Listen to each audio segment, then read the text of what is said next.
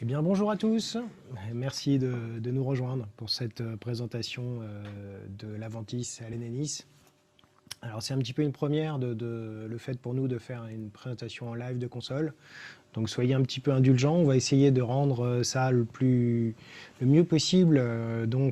J'ai autour de moi Florian, qui est le réalisateur, quelque part, de nos petites sessions web. Et puis il y a également Clément qui est derrière la caméra. Et donc grâce à Clément, on va essayer de voir au mieux ce qui se passe à l'écran en allant zoomer par-ci, par-là en fonction des manipulations. Mais bon, voilà, c'est un petit peu une première, comme je vous disais. Donc j'espère que vous serez un petit peu indulgents. Si c'est pas parfait, on va faire de notre mieux en tout cas. Donc écoutez, en tout cas, bienvenue pour cette présentation. Alors on va faire ça en deux temps en fait. Dans un premier temps, on va un petit peu plus parler de la capacité de la console, mais aussi de son environnement, tout ce qui est hardware, tous les boîtiers qu'on va pouvoir brancher dessus, les cartes, etc. Et puis également les différentes manières de contrôler cette console. Donc un petit peu tout l'écosystème qui peut vivre autour de notre console Aventis. Et puis dans un deuxième temps, évidemment, on va mettre les mains un petit peu plus sur la bébête pour faire une petite visite guidée, un petit peu de la prise en main de ce très bel outil qui est sorti maintenant il y a à peu près, ça fait un peu plus d'un an que c'est disponible. C'est vrai que c'est arrivé pile avant le premier confinement. On a eu la chance d'en livrer quand même quelques dizaines rapidement parce que c'est une console sur laquelle il y avait un engouement certain, évidemment. C'est un très bel outil, surtout au prix auquel c'est proposé. Alors, n'hésitez pas, si vous avez des petites questions, vous pouvez tapoter dans la rubrique chat ou questions-réponses, je ne sais plus comment ça s'appelle dans Zoom. N'hésitez pas à nous poser vos questions et puis on va essayer d'y répondre le mieux possible, soit au fur et à mesure, soit un petit peu à la fin, en fonction un petit peu des questions. On va essayer d'articuler tout ça voilà, le plus simplement. Je salue les quelques amis utilisateurs de Daylive qui nous rejoignent. J'en ai vu certains qui s'étaient inscrits. Bonjour, bonjour tout le monde. Et puis ceux que je ne connais pas encore, ça sera pour très bientôt, j'espère. Alors, je vous propose donc de commencer cette présentation par un petit peu quelques slides, un petit peu plus théoriques pour vous parler des caractéristiques de la console et donc des configurations hardware. Donc, alors historiquement, vous voyez la gamme Allen Ennis, le renouvellement de la nouvelle génération de la gamme Allen Ennis a commencé avec l'arrivée de la D-Live. Ça fait maintenant déjà 5 ans qu'elle est sortie cette D-Live et qui a été un petit peu un pavé dans la mare dans le milieu, parce que c'est vrai que Allen Ennis auparavant était un petit peu une marque un petit peu de série B, on va dire, et puis grâce à cette D-Live, on a véritablement commencé à être utilisé sur des tournées, donc des choses assez prestigieuses, donc un vrai renouveau de la gamme. Alors cette D-Live, vous voyez, c'est un système modulaire. Alors, un système modulaire, qu'est-ce que ça veut dire? Ça veut dire qu'on a différentes tailles de surface, différents justement mix racks qui sont des moteurs de mixage. Le cœur audio de la console est justement contenu dans le mix rack, c'est-à-dire dans le boîtier de scène. Et la particularité de cette D-Live, c'est que la structure de bus, elle est flexible, c'est-à-dire qu'on n'est pas figé comme dans certaines consoles avec tant de départ aux, tant de matrix, tant de groupes par exemple. On peut véritablement faire ce qu'on veut selon nos besoins. Alors cette D-Live, le moteur audio de la D-Live, cette technologie D-Live a ensuite été déclinée en petite version dans une petite console qui s'appelle la SQ. Alors la différence, c'est que la SQ, vous voyez, elle a une structure, elle, qui est compacte, c'est-à-dire qu'on a des entrées-sorties qui sont directement sur la console et on n'a pas besoin forcément de brancher un rack pour fonctionner, c'est-à-dire que le cœur de la console est dans la surface elle-même. La différence, par contre, c'est que l'architecture est fixe. On peut juste transformer des aux en groupes, mais on ne peut pas, par exemple, faire apparaître plus de matrices ou des choses comme ça. Et du coup, comme vous pouvez le voir, l'Aventis, c'est un petit peu un moyen terme, véritablement, entre la SQ et la D-Live, c'est-à-dire qu'on hérite avec l'Aventis de l'aspect compact de la SQ, c'est-à-dire qu'on a de la connectique directement à l'arrière de la console. On n'est pas obligé d'utiliser utiliser des boîtiers supplémentaires pour fonctionner. En revanche, elle hérite de la structure de bus flexible de la D-Live. Donc, encore une fois, cette possibilité d'articuler le type de bus absolument comme on le souhaite. Et puis, donc, comme il s'agit d'une console compacte, effectivement, le cœur audio est directement dans la surface elle-même. Alors, je vais vous parler très rapidement de la technologie qui est à l'intérieur de ces consoles. Contrairement à la plupart de nos concurrents qui utilisent des processeurs de type DSP, eh ben nous, on utilise une autre technologie qui s'appelle FPGA. En un mot, il s'agit grosso modo d'une forêt de transistors programmables, en fait, qui est sur un composant. Et ce composant a quelques avantages, vous allez voir, qui ne sont pas négligeables. On a tout d'abord parlé de l'architecture de bus qui est configurable. Et puis surtout, ce qui est très intéressant, c'est qu'on arrive avec ce composant à une latence, en fait, une latence qui est extrêmement courte, vous voyez, de 0,7 millisecondes.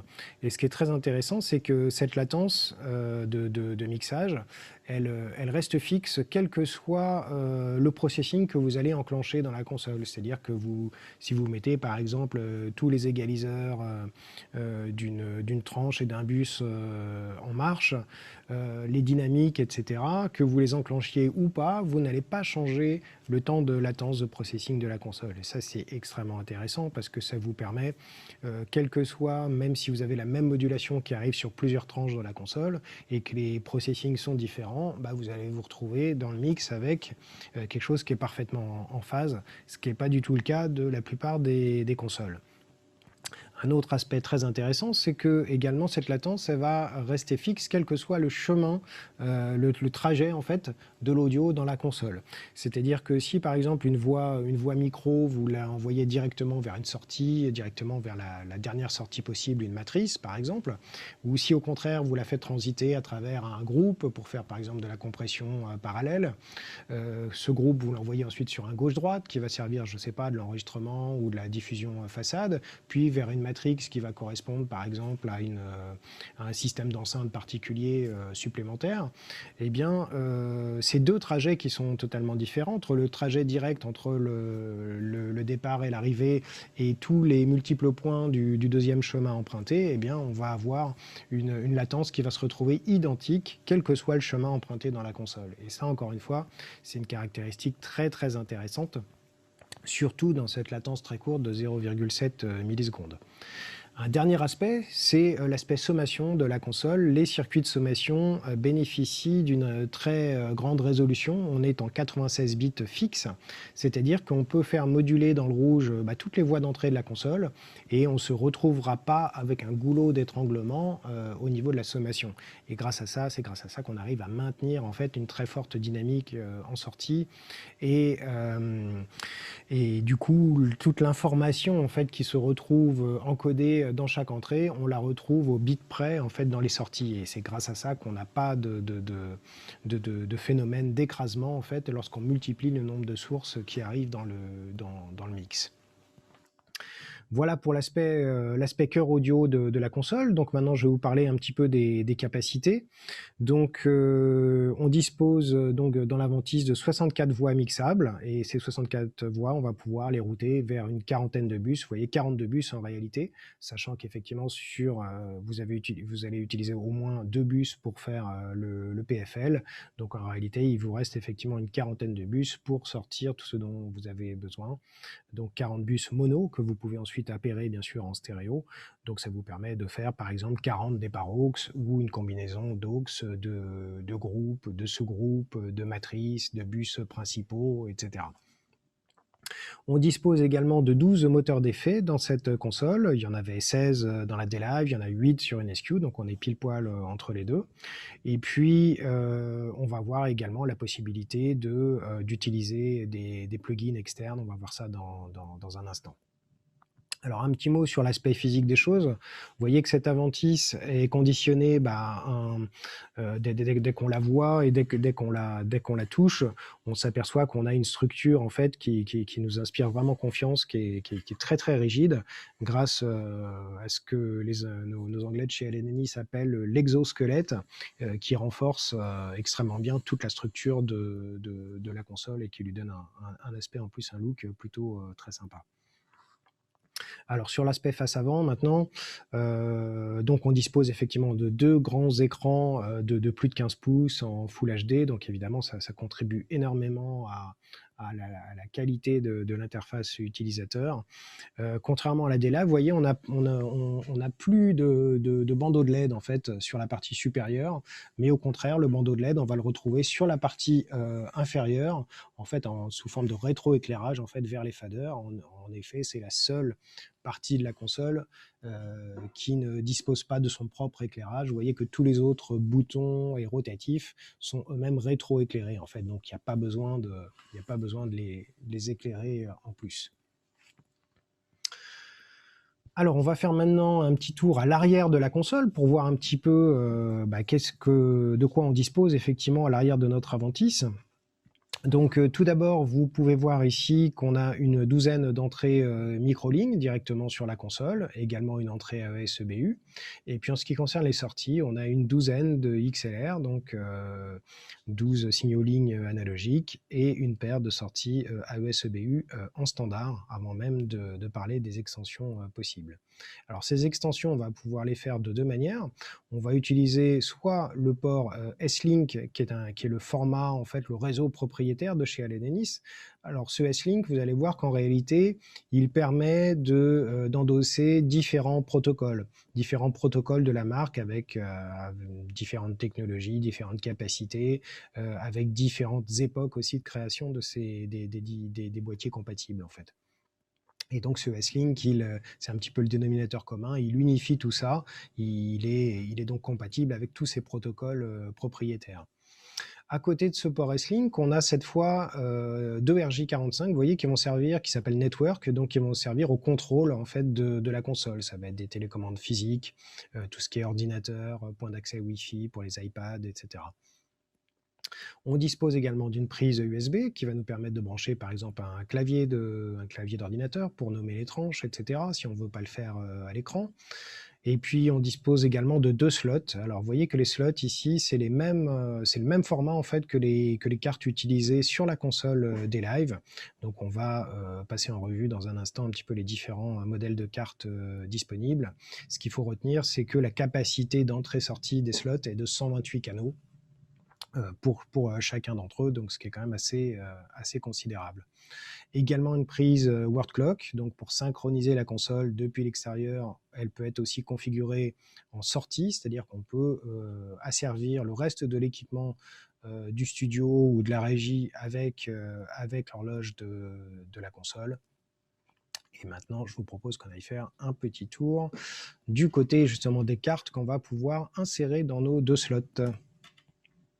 Alors voilà l'ensemble des cartes disponibles sur l'Aventis. Donc encore une fois, il s'agit des mêmes cartes que l'on peut utiliser dans la D-Live. Alors bien évidemment, les modèles les plus vendus, c'est le format Dante, évidemment. Donc ici, on dispose de 2 références, en 64 canaux ou en 128 canaux. Et on a aussi d'autres formats réseau qu'on va pouvoir utiliser, tels que le format Waves, donc, qui s'appelle également SoundGrid. Donc là, l'idée, c'est plutôt de pouvoir brancher sur cette carte Waves des serveurs d'effets de la marque Waves. Donc, qui vont nous permettre, et donc cette carte va permettre, avec un serveur, de réaliser 128 inserts à l'intérieur de notre Aventis. Donc, elle dispose de 128 entrées et sorties également, cette carte. On a également une carte MADI, donc qui s'appelle Super MADI. Pourquoi Super? Parce qu'en fait, vous allez voir, elle est très, très performante. On a à la fois 4 ports MADI en coax et 4 ports possibles en fibre via des petits encodeurs fibre qu'on va pouvoir loger directement dans ces petits compartiments. donc monomode ou multimode selon, selon l'équipement auquel vous souhaitez vous raccorder. Lorsqu'on a besoin de quelques sorties AES supplémentaires ou entrées, on peut le faire via des slots. Donc on a différents formats, différentes références de cartes AES avec plus ou moins d'entrées-sorties. Vous allez pouvoir choisir celle qui vous intéresse. On a également des réseaux propriétaires à l'Enenis qu'on peut faire apparaître sous forme effectivement de slots. Donc on a ce format GigaAce qui existait déjà sur la D-Live, qui est un format en fait en 128 canaux bidirectionnels qui permet justement par exemple de raccorder une D-Live à une Aventis ou de raccorder une Aventis vers une autre Aventis et du coup d'échanger un flux en 128 canaux bidirectionnels. Alors cette carte là vous avez la version cuivre uniquement, mais elle est également déclinée en version cuivre plus fibre. C'est ce modèle ici qui s'appelle Fiber Ace. Donc là, ça va être intéressant dès qu'on veut tirer des longueurs de câble qui vont être supérieures à 100 mètres, qui est la limitation de la version cuivre. Et puis pour terminer, une carte qui s'appelle DX-Link qui permet de générer 4 ports DX supplémentaires. Donc ces ports DX vont nous permettre de nous brancher sur des boîtiers de scène au format DX qu'on va voir dans un instant. Alors les voilà, tous les boîtiers qui sont compatibles avec l'Aventis. Vous voyez qu'il y en a un petit paquet quand même. Alors là, il suffit que vous alliez sur le site Alenenis, vous allez dans la rubrique Everything I/O et vous allez vous sélectionner le type de console et ça vous fait apparaître tous les boîtiers compatibles. Alors, vous voyez, il y a différentes catégories. Je les ai rangées ici horizontalement par catégorie parce qu'effectivement, vous avez une référence en GX. Alors, la première lettre, en fait, le GX désigne justement le protocole. Le GX, c'est GigaAce, en fait. Vous voyez ici les références en DX, donc c'est le fameux protocole DX dont on parlait il y a un instant. Alors la différence, c'est que le GigaAce, vous voyez, c'est un protocole qui est en 128 canaux bidirectionnels. Donc vous voyez que sur des gros boîtiers, effectivement, ici on a le GX 4816, donc 48 entrées, 16 sorties. Donc effectivement, ça ne tiendrait pas dans le protocole DX qui, lui, ne permet que de véhiculer 32 canaux, en fait. Donc là, on est obligé, sur des boîtiers de taille importante comme ça, de le faire en GigaAce. Donc les boîtiers DX, vous voyez, c'est soit des boîtiers qui ont un maximum de 32 canaux, c'est le cas ici de ce DX32 par exemple, qui est un boîtier modulaire. Donc modulaire, c'est-à-dire qu'on dispose de 4 slots à l'intérieur desquels vous allez pouvoir placer soit des préamplis micro, soit des sorties lignes, soit des entrées-sorties AES-EBU en quantité. Du coup, vous pouvez panacher ces différentes cartes dans les quantités que vous souhaitez. Ensuite, on a des modèles donc fixes, architecture fixe. Donc là, on n'est pas modulaire, il n'y a pas de slot. Vous voyez, c'est fixe. Par exemple, le 16-8, DX16-8, donc comme son nom l'indique, 16 entrées, 8 sorties. Le DX02, comme son nom l'indique, 0 entrée, 12 sorties. Donc là, vous avez 12 XLR qui peuvent être configurés soit en analogique, 12 sorties analogues, et d'ailleurs les 8 dernières sont commutables également en AES-EBU pour vous faire 8 paires AES sortantes, c'est-à-dire 16 canaux en AES.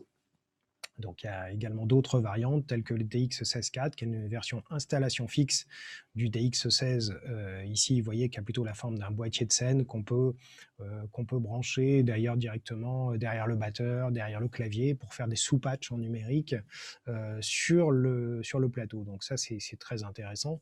Et du coup, quand on a plusieurs boîtiers comme ça de ce type, plusieurs boîtiers DX, vous allez pouvoir tous les raccorder sur un hub qui s'appelle le DX Hub, qui lui-même va sortir en GigaS pour se relier au port S-Link de la console. Donc en résumé, le port S-Link que vous avez à l'arrière de l'Aventis vous permet de vous brancher soit des périphériques en GigaS, tels que le GX4816, soit directement vous pouvez brancher du DX. Donc là, dans ces cas-là, vous serez limité à 32 canaux, donc un boîtier en 16 par exemple, un boîtier en 12. Ou vous allez pouvoir brancher le DX Hub qui lui va s'interfacer, en réalité lui il va s'interfacer en S-Link via ce protocole GigaS qui permet de recréer en fait 4 ports DX supplémentaires. Donc 4 x 32, on arrive bien aux 128 canaux du GigaS. Donc l'intérêt de ça, c'est que ça vous permet de faire une architecture câblée en étoile en fait qui permet de partir dans plein de directions sur le plateau ou à divers endroits d'un site à sonoriser par exemple pour répartir des entrées-sorties où vous le souhaitez via ces boîtiers DX que vous allez pouvoir mettre où vous le souhaitez. Alors, ce qui est intéressant aussi, c'est qu'on est compatible avec des boîtiers plus anciens de la gamme Allen Ennis. C'est le cas de ces références en AR ou AB. Alors ça, c'est les boîtiers qu'on peut utiliser sur les consoles Q, qui fonctionnaient également sur les consoles GLD, par exemple.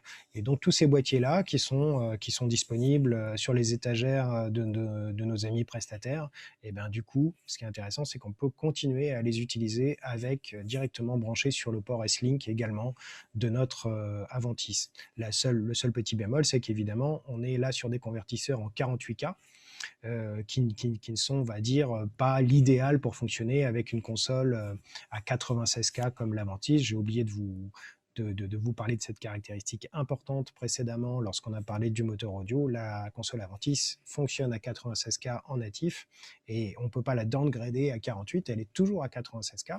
C'est pas vraiment un souci dans la mesure où en fait on va faire de la conversion de fréquence d'échantillonnage sur tout ce qui est entrée-sortie numérique, c'est-à-dire aussi bien sur les slots que sur le port S-Link lui-même, c'est-à-dire qu'effectivement tous les boîtiers qui sont là possèdent effectivement des préamplis et des convertisseurs à 96K, de manière à tirer parti évidemment au mieux de la qualité sonore de notre moteur audio Aventis. Et puis, alors tout ça, donc tout ce qu'on vient de voir ici, les GX, les DX, les AR et les AB, tout ça, on peut brancher ça sur le port S-Link de la console. Donc ça, c'est des formats, on va dire, des propriétaires, des protocoles propriétaires. L'autre possibilité, évidemment, c'est de recourir à des boîtiers en Dante. Alors dans ces cas-là, voilà, on dispose de deux boîtiers en Dante. Vous avez le DT16-8, qui est l'équivalent du DX16-8, mais cette fois, au lieu d'être avec un protocole propriétaire, on est directement au format Dante. Donc vous avez deux RJ45, primaire, secondaire, comme sur n'importe quel équipement Dante. Et il existe également une version install fixe, vous voyez, sous forme de boîtier qu'on peut encastrer dans une cloison ou dans une trappe au sol sur une scène, par exemple. Donc, bien évidemment, pour piloter ces boîtiers Dante, il faut disposer dans ces cas-là d'une carte Dante dans un des slots de la console, et on va pouvoir du coup piloter à distance via le réseau Dante les préamplis micro de ce DT16-8, par exemple, donc Alim Phantom, gain micro, pad, etc. Voilà, pour piloter ce boîtier à distance. Alors évidemment, il y a des avantages soit dans la connectique, enfin dans les boîtiers propriétaires et les protocoles propriétaires, et dans le Dante, qui sont pas les mêmes. Ils ont chacun leurs avantages, leurs inconvénients. Le gros point fort de tout ce qui est boîtier propriétaire, c'est que c'est très facile à déployer, dans le sens où vous avez besoin que de les brancher et ça se met à fonctionner instantanément, c'est-à-dire qu'il n'y a pas de paramétrage réseau à faire, il n'y a pas besoin de sortir un ordinateur pour aller patcher des choses, comme on est obligé de le faire en Dante avec un Dante contrôleur, par exemple. En revanche, l'avantage du Dante, évidemment, c'est que vous pouvez fonctionner à travers une infrastructure réseau plus ou moins complexe, à travers des switches, en cuivre, en fibre, etc., comme on le fait avec n'importe quel équipement Dante. Et donc, ce qui est très intéressant avec l'Aventis, c'est que vous bénéficiez un petit peu du meilleur des deux mondes. Vous avez le côté plug and play très facile, très rapide à déployer des boîtiers propriétaires, et vous avez le protocole Dante qui vous permet de fonctionner sur une infrastructure de réseau. Voilà un petit peu les points forts et les points faibles des deux solutions. Alors, typiquement, c'est vrai que ce boîtier GX4816, il est un petit peu le compagnon idéal de notre Aventis. Notre Aventis, on a 64 voix mixables, donc on a effectivement 12 préamplis locaux sur la console, et du coup, on peut on peut en avoir 48 autres de disponibles sur ce boîtier GX48. Donc on a le complément déjà idéal pour tirer parti des possibilités de notre console. Alors, vous voyez, donc il est bien branché, ce GX48, directement sur le port S-Link à l'arrière de la console. Et puis, lui, il offre également des possibilités supplémentaires de connecter des extensions DX, en fait. Donc, on a branché ici une extension de type DX012, donc 12 sorties analogiques ou 16 sorties AES, qui est elle-même cascadée sur un boîtier, par exemple, de type DX16-8, avec 16 entrées supplémentaires et 8 sorties. Donc on arrive bien à un total bien de 64 entrées micro, et on a 36 sorties sur la scène, en cumulant ces différents boîtiers, par exemple, plus bien sûr les entrées-sorties locales. Alors, je vais vous parler très rapidement également d'un dernier type d'équipement qu'on va pouvoir brancher en hardware sur ce port S-Link de la console. C'est les fameuses mixettes, en fait, le système Mi, petit système de monitoring personnel pour les musiciens.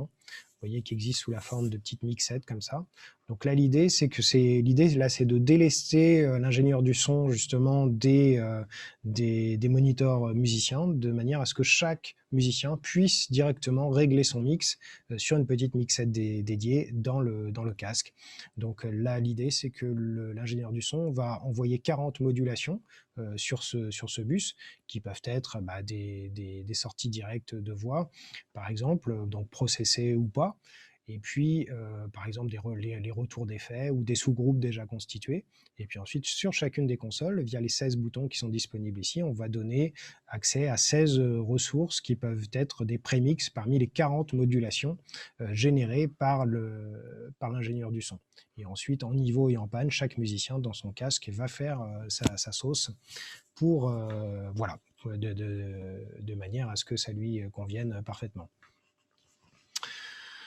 On va passer maintenant à l'aspect un petit peu plus parler en détail de processing dans la console, parce qu'il existe sur cette console Aventis une option qui s'appelle le DPAC. Alors le DPAC, c'est donc un package de plugins qui va vous permettre effectivement d'aller un petit peu plus loin que ce qui est fourni de base avec la console.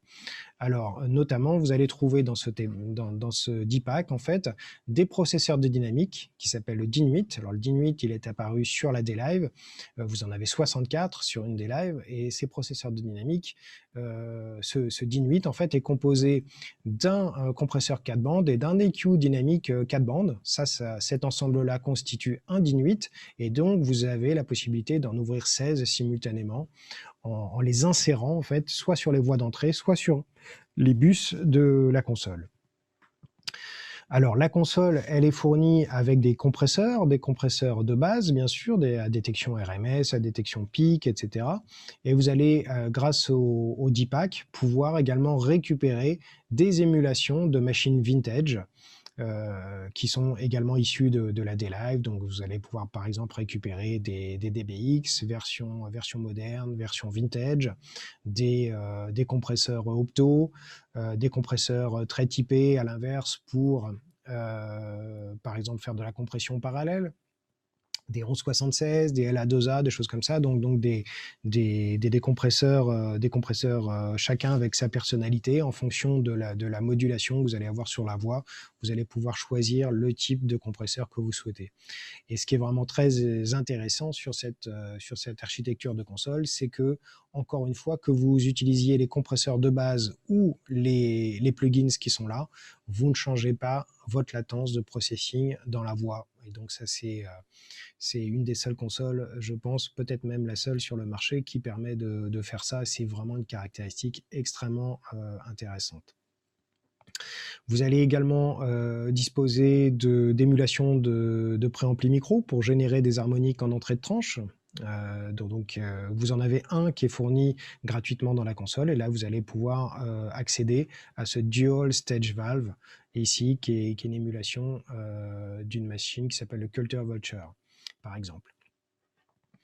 Et puis, vous allez disposer également d'effets additionnels. Donc, dans la console, vous allez voir, on dispose bien sûr de tous les effets de base, les reverbs, les delays, les choses comme ça, les effets de modulation. Et là, les effets additionnels, par exemple, dans la version 1.10, vient d'arriver, par exemple, le Transient Controller, qui est une émulation du SPL, le Transient Designer, un générateur également d'infragraves et de sub, générateur de sous-harmonique qui permet de faire des gros sons de basse, des gros sons de batterie, etc.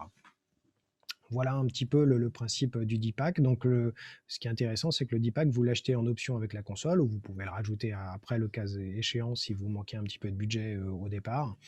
Et donc, vous aurez accès à toute cette ribambelle d'effets et de processing supplémentaires. Et bien sûr, c'est quelque chose qui va encore évoluer, bien sûr, au fil du temps, avec les nouvelles versions de logiciels. Alors, on va parler maintenant un petit peu plus de l'aspect contrôle sur notre console Aventis. Alors, on dispose, vous vous souvenez, d'une prise network à l'arrière de la console sur lequel on va pouvoir brancher divers équipements. Donc, tout d'abord, on peut brancher des équipements physiques, comme ça, des petites télécommandes physiques, comme cette IP8. Donc, vous voyez ici, on dispose de 8 faders. C'est 8 faders motorisés, en fait, avec des afficheurs de tranches, des boutons qui peuvent être des mute, qui peuvent être des PFL, qui peuvent être en réalité ce qu'on veut. On va pouvoir paramétrer tout ça comme on le souhaite. Et puis on dispose également de 6 boutons pour constituer des layers. Donc on peut faire 6 layers de 8 faders, ce qui nous fait déjà la possibilité de piloter 48 faders de notre console. Donc cette IP8, vous pouvez l'avoir à côté de votre Aventis. Ça vous fait un bac de 8 faders supplémentaires. Vous pouvez même en rajouter plusieurs si vous le souhaitez, si vous jugez que l'Aventis, dans son état de base avec ses 24 faders, ne répond pas à votre attente. Vous pouvez rajouter autant de faders que vous le souhaitez. Ou on peut aussi déporter cette IP8 plus loin sur le site ou pour un autre utilisateur pour lui donner justement accès d'une manière très simplifiée à quelques réglages de dosage de certaines modulations sur je sais pas, un événement, par exemple un événementiel, où vous souhaitez donner accès à votre client à quelques réglages pour qu'il puisse malgré tout choisir à quel moment il va envoyer sa musique, et ça ne vous empêchera pas, vous, en tant que mixeur sur l'Aventis, de voir ces modulations arriver et de les retoucher le cas échéant. Alors cette IP8, on a également on a d'autres formats, vous voyez, de télécommande IP, IP6, donc c'est 6 tranches cette fois avec des rotatifs, donc plus compacte, elle peut tenir sur un pied de micro, vous voyez cette petite mixette. Et on a également une déclinaison en version install qui s'appelle l'IP1. Donc là, on a un seul réglage à la fois, mais ça peut vous permettre d'être justement encastré dans les cloisons d'un théâtre, par exemple, pour piloter à distance, je ne sais pas, les niveaux de diffusion dans l'accueil ou dans différentes parties recevant du public, par exemple.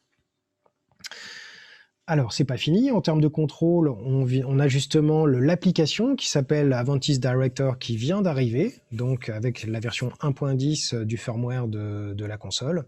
Donc, ce qui est très intéressant avec ce Director, c'est que vous allez, comme vous voyez ici, retrouver à l'écran justement le design, en fait, l'interface utilisateur des écrans de votre console. Donc ça, c'est très intéressant.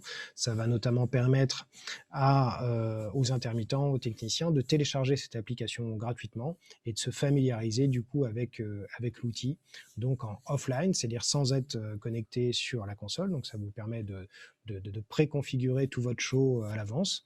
Et ensuite, en arrivant sur le show, vous pourrez soit via une clé USB, soit en se connectant en réseau à la console, transférer tous les réglages que vous avez, et les routings, les noms des tranches, etc., que vous avez déjà préparés pour fonctionner en live avec la console depuis cette application. Donc on a les deux, donc le côté offline, préparation à l'avance, à la maison, au bureau, etc., et online pour prendre le contrôle à distance de la console. On peut se balader aussi en Wi-Fi dans la salle, par exemple, pour y accéder vraiment à tout l'ensemble des possibilités, l'ensemble de la configuration de la console. C'est pas fini, on a également des versions tablettes, donc des versions iPad. On a en réalité 2 applications iPad. La première s'appelle Mixpad. Elle permet à un ingé son de se déplacer par exemple sur le plateau pour aller régler les retours de scène. Donc là, l'ingé son, évidemment, il peut accéder à tous les mix, tous les types de bus, etc. Et puis en revanche, comme son nom l'indique, vous voyez le One Mix, qui lui est plutôt réservé à un usage musicien. Donc là, le musicien, il va pouvoir doser les différentes sources qui arrivent dans la console pour constituer son mix à lui uniquement, d'où ce nom One Mix.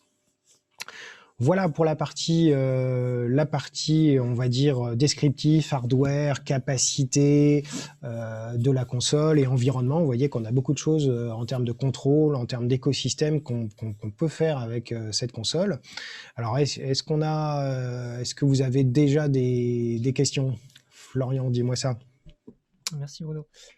Alors, y a-t-il des possibilités de redondance de câblage pour les boîtiers de scène?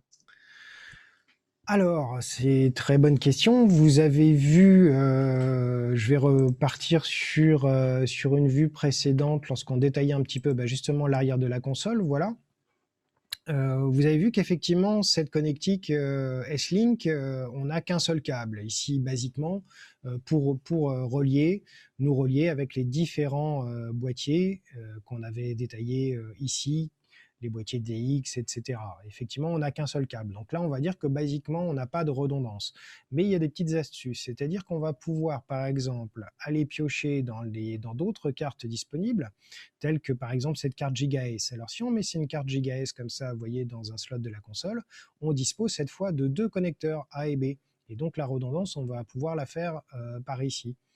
Et du coup, par exemple, sur ce GigaS, vous allez pouvoir brancher sur le GigaS A, vous allez pouvoir brancher 100 mètres plus loin, vous allez pouvoir brancher par exemple un boîtier comme ça, DX Hub. Donc là, le GigaS arrive sur cette connectique GX.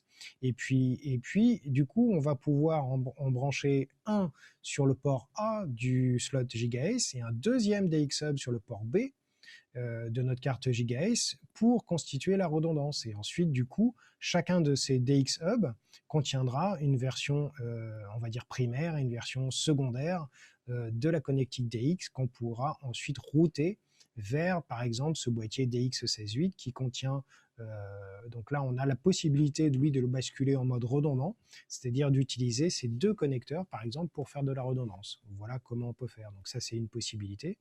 On a également la possibilité de faire de la redondance également en Dante.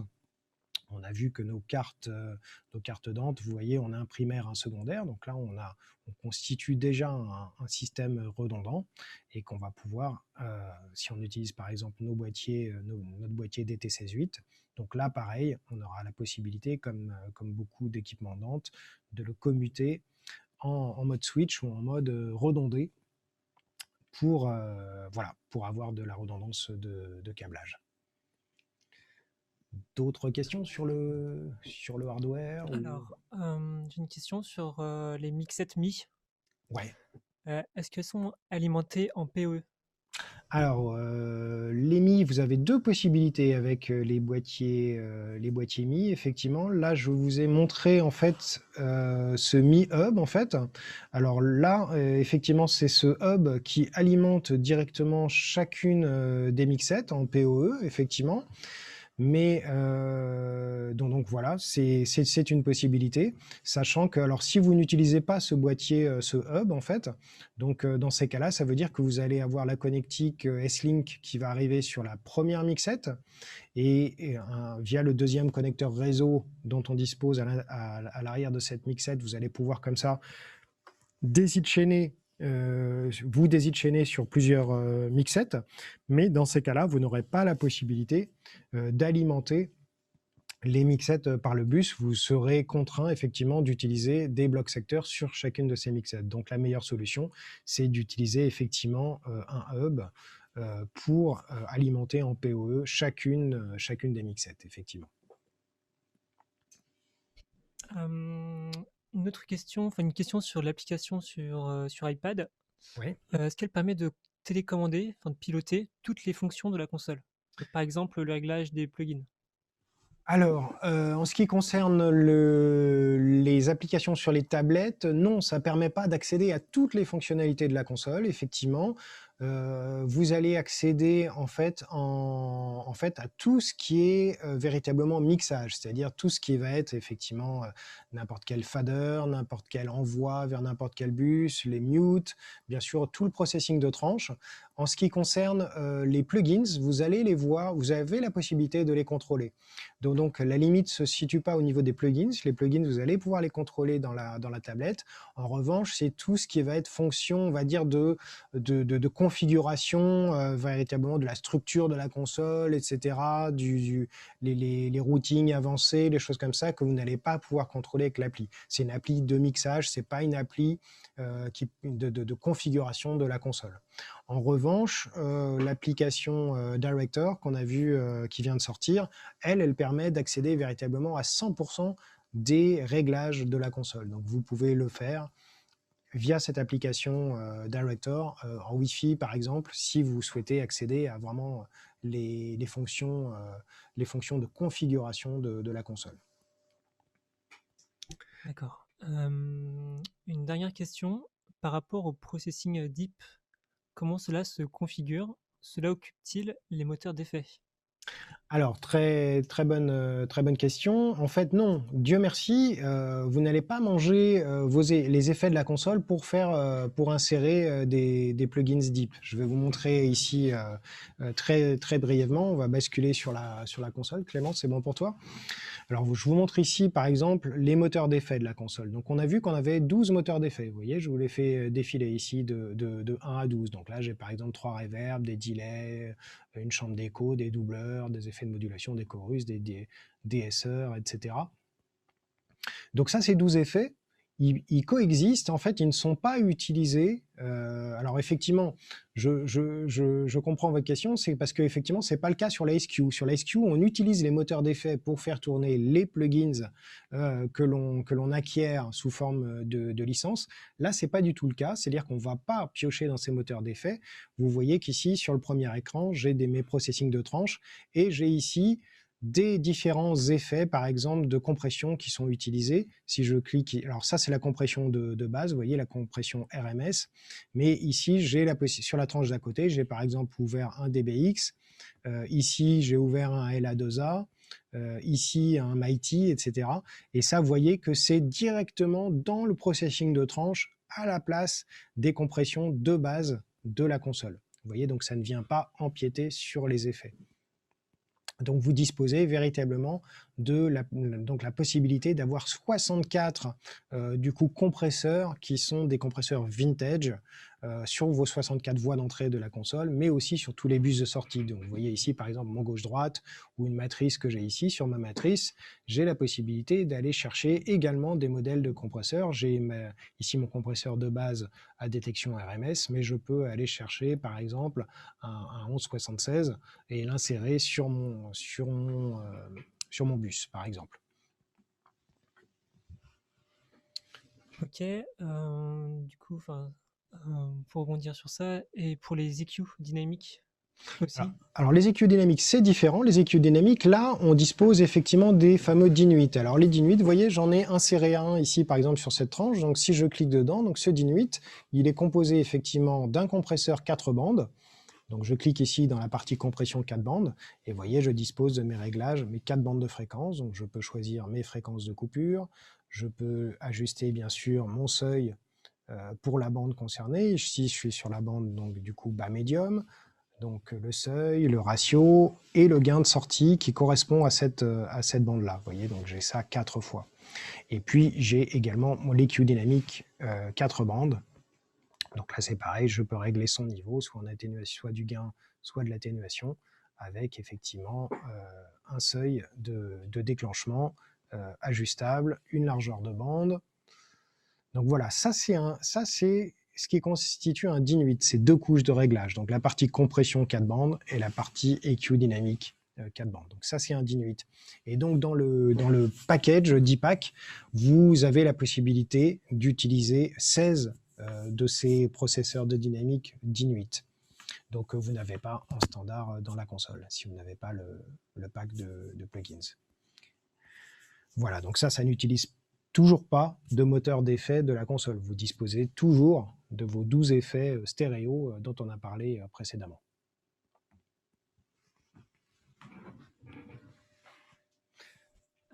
Est-il possible de modifier l'architecture de la console sans perdre sa session?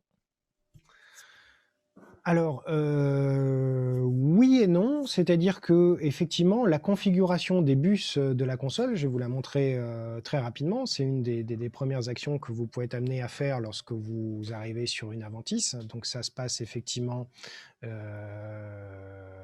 ici dans cet onglet configuration. Donc vous voyez, j'ai la possibilité ici de répartir mes bus sous forme de groupe, de départ d'effet, de départ aux, de matrices, de circuits de PFL, de bus principaux. Et pour chacun d'entre eux, je peux choisir de constituer un certain nombre en mono, un certain nombre en stéréo. La sommation de tous ces bus, évidemment, ne pouvant pas excéder 64. Donc ça, c'est un réglage qui est effectivement que vous allez faire, qui s'appelle le show. En fait, le show, c'est le volume mémoire. C'est en fait C'est cette configuration de bus qui va correspondre à l'ensemble de votre prestation. C'est-à-dire qu'ensuite, vous allez pouvoir faire des scènes. Donc des scènes, ça va être des états de mixage que vous allez pouvoir sauvegarder dans des cases mémoire. Et donc ces scènes ne permettent pas de changer la structure de bus. La structure de bus, vous allez la configurer dès le départ, dans le menu qu'on vient de voir précédemment. Et donc elle est la même pour l'ensemble de votre prestation. Donc n'hésitez pas, vous savez que vous avez besoin par exemple de 6 départs auxiliaires, n'hésitez pas à en faire un 7e, un 8e ou un 9e. Vous avez quand même beaucoup de bus disponibles pour en avoir toujours un petit peu sous le pied au cas où si on vous demande à un moment de renvoyer un mix, je ne sais pas, vers une caméra, un enregistreur, n'importe quoi. Voilà. Effectivement, alors si vous aviez besoin effectivement de rajouter un bus en cours de route, et effectivement, ce qu'il faut savoir, c'est que là, on modifie la configuration du moteur audio, donc il y a une petite coupure dans l'audio. Donc on ne va pas pouvoir le faire en cours de prestation. C'est vraiment quelque chose qu'il faut faire en début de prestation. Au plus tard pendant les balances entre deux morceaux. Et bon, après, c'est quand même très rapide, hein, c'est en quelques secondes, on va créer un bus supplémentaire. Alors, si jamais vous êtes obligé de le faire pendant une prestation, pour répondre à votre question, ça va pas forcément, Dieu merci, vous n'allez pas perdre l'ensemble des réglages qui sont déjà faits sur les bus qui ne seront pas modifiés. C'est-à-dire, par exemple, si vous transformez je ne sais pas, vous créez un bus, un départ aux stéréo supplémentaire qui serait par exemple le 9e, bah, ça va pas vous n'allez pas perdre toutes les informations qui ont déjà été faites sur les 8 premiers départs aux, par exemple. Voilà. C'est une possibilité malgré tout si vous êtes contraint de le faire. Merci Bruno. On a juste encore une dernière question. Lorsque je règle un bus en stéréo, est-ce que cela utilise 2 bus sur les 40 ou Oui, non? tout à fait. Effectivement, les 42 bus disponibles, c'est 42 mono. Donc, effectivement, si on fait un départ aux stéréo ou un groupe stéréo, une matrice stéréo, j'utilise effectivement 2 parmi les 42. Très bien, merci. Voilà, si vous avez d'autres questions sur le hardware, sur tout l'écosystème, le contrôle, etc., vous pouvez continuer à poser vos questions. On refera un petit tour de questions-réponses à la fin. Maintenant, je vous propose qu'on regarde un petit peu justement la prise en main de la console. Donc, on va faire une petite visite guidée. Alors, j'ai vu parmi les inscrits qu'on avait pas mal d'utilisateurs de DLive qui s'intéressent également, voir un petit peu ce qu'est l'Aventis.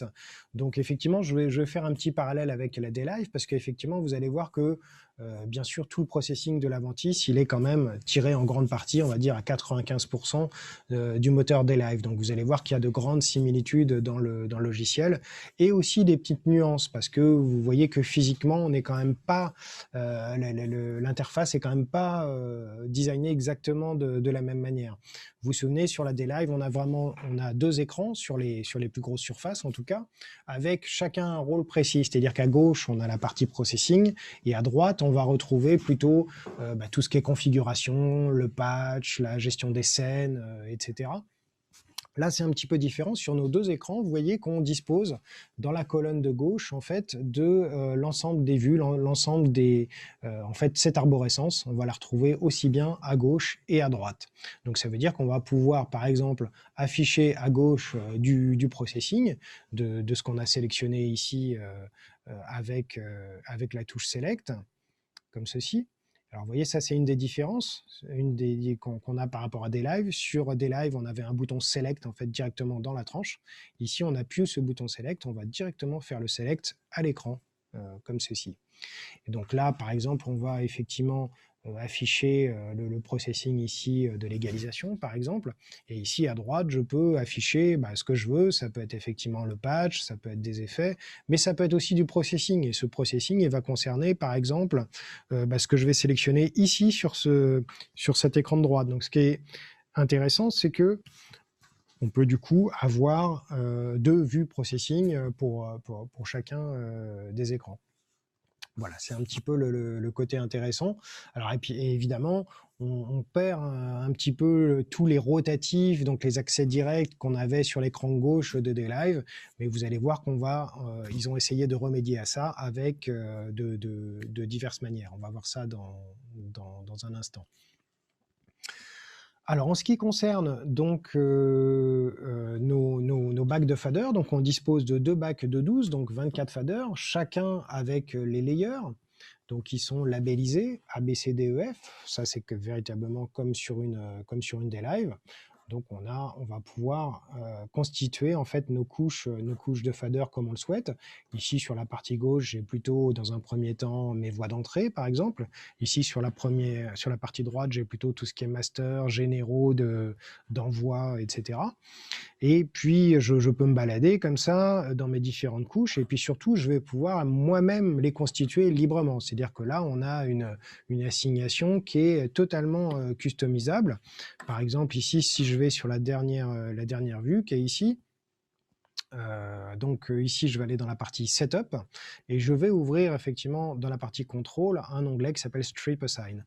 Et le Strip Assign va nous permettre de constituer justement nos bacs de fader. Donc ici, vous voyez, par exemple, je choisis la couche que je veux afficher. Donc ici, j'ai ma couche A, vous voyez, avec des VCA, des envois d'effets, par exemple, des masters, etc. Je vois en fait comment est constituée en fait cette couche et j'ai la possibilité de la modifier. Donc si je vais par exemple sur cette couche-là, vous voyez que là, j'ai la possibilité, par exemple, si je prends mes départs aux qui sont ici, j'ai la possibilité de les retirer, vous voyez, et pouf, j'ai créé un espace libre ici dans ma liste de faders. Donc, vous voyez, je peux, par exemple, aller mettre une voie d'entrée à la place. Je vais prendre, par exemple, la voie de mon présentateur, par exemple, ma tranche de présentateur, je la fais descendre ici, et pouf, elle arrive ici sur mon fader de cette couche-là. Donc, je peux traiter ça par bloc. Je peux prendre, par exemple, vous voyez, mes 4, j'ai n'importe quoi, mes 4 premières voies d'entrée, je peux les descendre, par exemple. Donc, je vais écraser le contenu, c'est-à-dire que, vous voyez, pour le moment, j'ai la voie de mon présentateur des départs aux. Là, ce contenu-là, je vais l'écraser, en fait, si je fais descendre d'autres tranches à la place. Donc, de la même manière, comme ça, je peux prendre une tranche, par exemple le VCA ici que j'ai sur mon 6e fader. Je peux, par exemple, le déplacer pour l'avoir un peu plus loin. Là, vous voyez, je l'ai déplacé en position 8, par exemple. Et puis, je peux également, donc, comme vous l'avez compris, faire de la place comme ça pour distinguer différentes ressources si je veux bien les mettre en évidence, par exemple. Donc tout ça pour dire que vous pouvez configurer tous vos layers de la console de la même manière avec cette superbe interface Strip Assign qui est vraiment hyper intuitive, hyper facile à gérer. Donc là, vous allez récupérer vos mix. Vous voyez, en fait, les différentes ressources, elles sont classées par catégorie, les entrées, les effets, tout ce qui est mix, donc mes fameux départs aux. Donc là, si je veux récupérer, par exemple, mes 5 premiers départs aux, hop, je les fais descendre comme ça, et ils arrivent du coup sur mon layer. Voilà comment ça se passe au niveau en fait de l'agencement des faders. Alors, on va maintenant parler un petit peu justement du processing, comment on contrôle le processing. Donc, vous voyez qu'ici, dès que effectivement je vais sélectionner une voie d'entrée, j'ai l'ensemble du processing qui est déjà ici en version simplifiée, symbolisée de manière assez claire. Si je vais par exemple ici dans cette tranche 8, je vois ici mon gain d'entrée, 27 dB. Donc, si je clique dedans, par exemple, bah, pouf, ça me renvoie directement dans la vue processing directement dans la partie pré-rend par exemple. Et là, je vais du coup pouvoir accéder à tous mes réglages supplémentaires. Par exemple, mon alimentation fantôme 48 volts, je maintiens le doigt pendant une seconde dessus et je l'enclenche, par exemple. Et évidemment, tout est comme ça, c'est-à-dire qu'ensuite, par exemple, j'ai la partie gate, donc si je clique dans le gate, je me retrouve effectivement dans l'onglet gate de ma partie processing, etc. Je peux comme ça me balader dans la tranche, ça c'est une première possibilité. Donc je vais vous voyez qu'ici j'ai le raccourci des inserts, je vois qu'ici j'ai un DIN8 qui est inséré ici, si j'ai une chambre d'écho par exemple, un effet qui est inséré, si je clique dans ma chambre d'écho, bah, directement je peux accéder sur les réglages de cette chambre d'écho directement. Vous voyez, je clique sur un bouton, ça devient surligné en jaune, vous voyez, dès que je clique, et du coup quand c'est surligné en jaune, avec ma roue codeuse de l'écran, je peux aller modifier mon paramètre. C'est aussi simple que ça. Donc je vois par exemple ensuite les filtres. Un coup de bas, par exemple, je clique dans la portion dans ce coup de bas.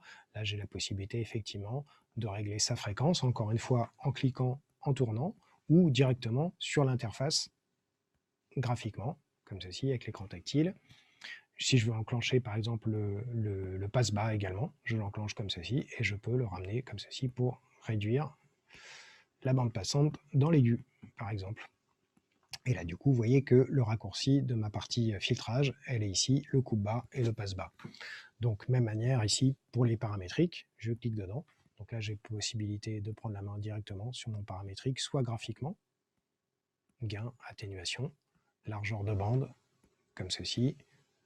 Si je préfère régler avec le rotatif, ma fréquence, je peux aussi le faire comme ceci. Plein de manières en réalité de travailler. C'est vous qui choisissez celle que vous préférez. Donc même chose, les compresseurs, compresseur de base, je le mets en marche comme ceci, et je vais chercher dans la librairie des compresseurs. Si je veux un modèle vintage, je vais par exemple aller chercher un LA2A ou un Opto par exemple, et le voilà, il arrive dans ma tranche, et toujours le même principe, si je veux ajuster les réglages, je clique, c'est surligné en jaune, je tourne ma roue codeuse. Voilà, voilà. Donc ça, c'est la première manière, effectivement, d'accéder aux réglages de processing, directement par cette vue simplifiée, soit effectivement qui me renvoie également dans l'onglet Processing, donc je peux aussi me déplacer, vous voyez, avec les différents onglets qui vont justement refléter les différentes étapes de processing dans ma tranche. En fait, là, les onglets sont rangés dans l'ordre du processing dans la tranche. On reviendra un petit peu sur le détail de tout ce qu'on peut faire en termes de processing. Alors, justement, comme on a un petit peu perdu par rapport à Daylive tous les encodeurs qu'on avait sur l'écran de gauche, et bien chez Allen+Ennis, ils ont quand même réfléchi à vous donner accès d'une autre manière au contrôle via les rotatifs, en utilisant notamment les rotatifs de tranche ici, qu'on appelle en fait les channel rotaries. Donc ces channel rotaries, ils vont avoir diverses fonctions qu'on peut choisir ici, vous voyez, dans la petite section du milieu ici. Donc vous voyez que par défaut, ici, je suis sur la première option, qui est le gain, en fait, contrôle du gain. Donc vous voyez que j'ai ici, si je tourne en fait mon rotatif, j'ai, je ne sais pas si tu vois Clément, si tu arrives à zoomer ici dans cette partie de l'affichage, où je vois le gain, vous voyez, qui s'affiche et que je peux ajuster en permanence. Donc là, petit label aussi visuel très intéressant, c'est que sur le rotatif, vous voyez qu'ici, je suis de couleur rouge pour m'indiquer que je suis en train de contrôler directement un gain micro, un gain analogique.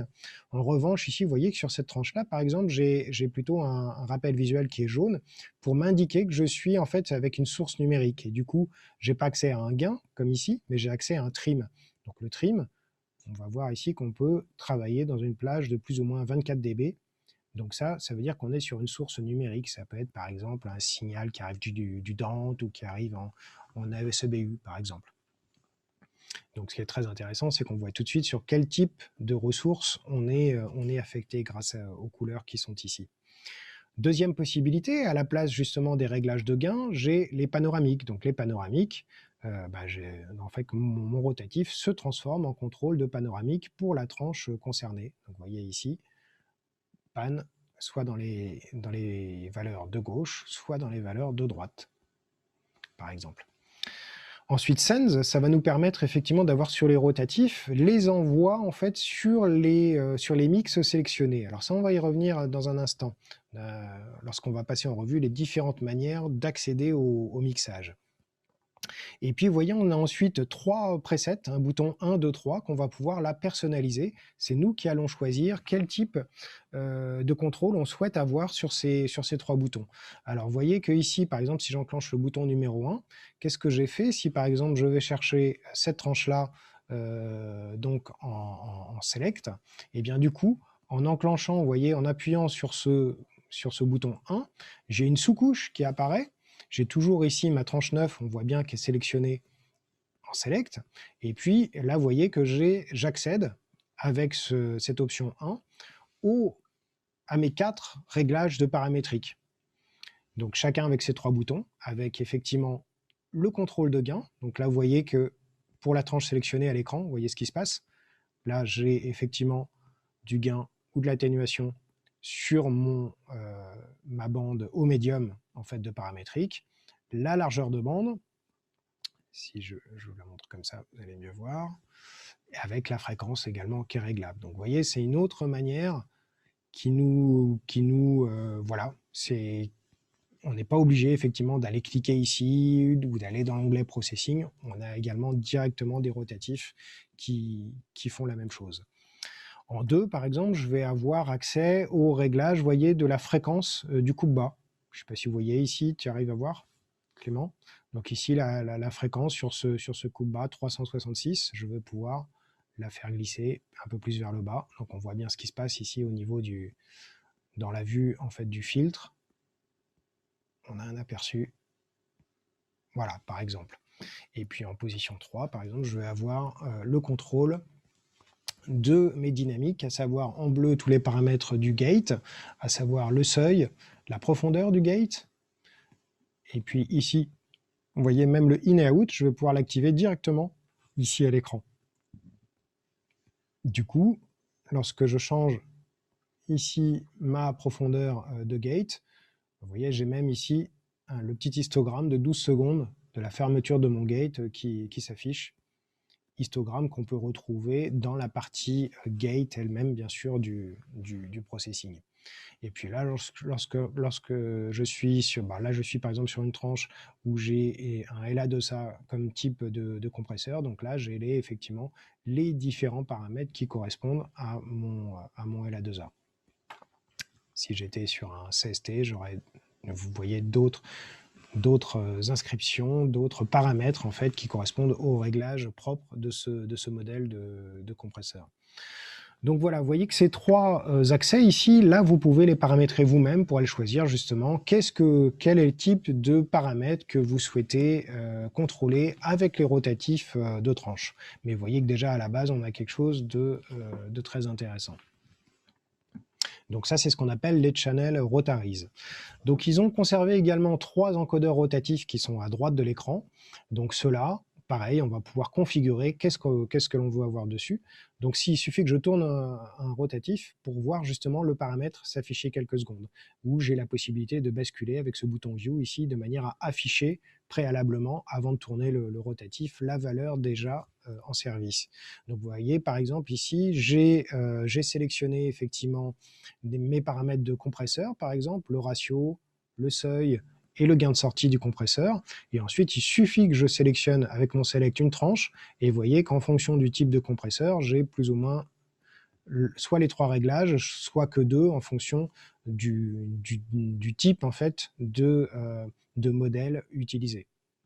Si je vais ici dans une compression RMS, vous voyez que je retrouve ici mon ratio, ça correspond au ratio dans la tranche, au seuil effectivement de compression dans la tranche et au gain de sortie qui est symbolisé effectivement ici visuellement avec le gabarit en fait du trait qui prend de l'altitude en fonction du gain appliqué en sortie de compresseur. Voilà. Donc ça encore une fois, vous allez pouvoir vous-même choisir quels sont les paramètres que vous souhaitez contrôler avec ces encodeurs rotatifs.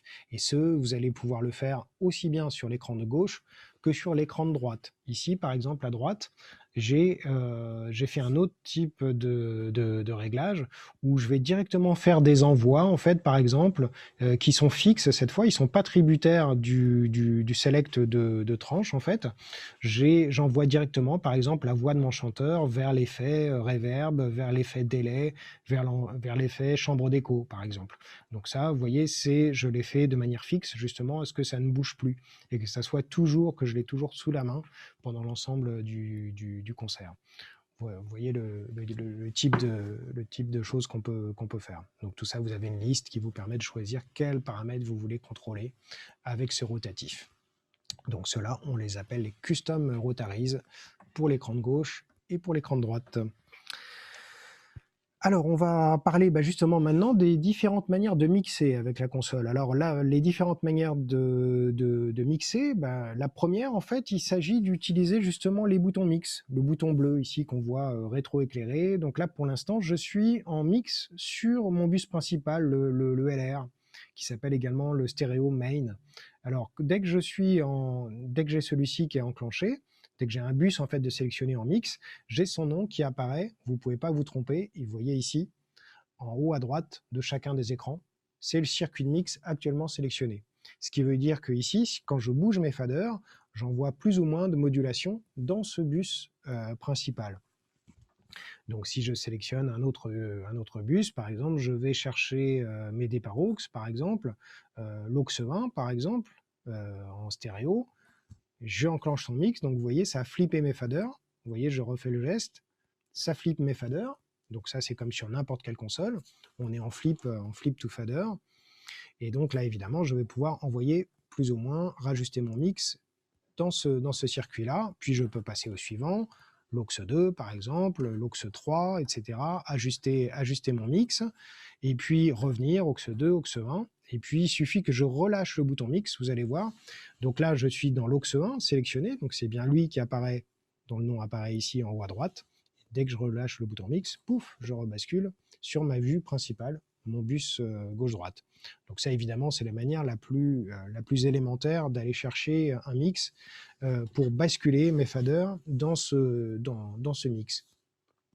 Il existe une autre possibilité qu'on a aperçue précédemment, c'est le fameux bouton Sends. Le bouton Sends vous permet justement, plutôt que de flipper les faders, ça va être de flipper les rotatifs. C'est-à-dire que là, les faders, du coup, ils vont rester en position envoi sur le bus principal.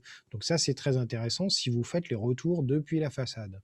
Donc il suffit d'enclencher le bouton Send qui est ici, et en fonction du mix que je vais choisir ici, vous voyez qu'est-ce qui se passe, mes rotatifs, il change de couleur. Et comme par hasard, comme j'ai choisi un aux en fait, que j'avais colorié, vous voyez, en bleu clair, j'ai mes potentiomètres qui deviennent bleu clair pour bien nous symboliser qu'on est en train d'envoyer via les rotatifs sur ce circuit actuellement sélectionné qui est l'aux 1.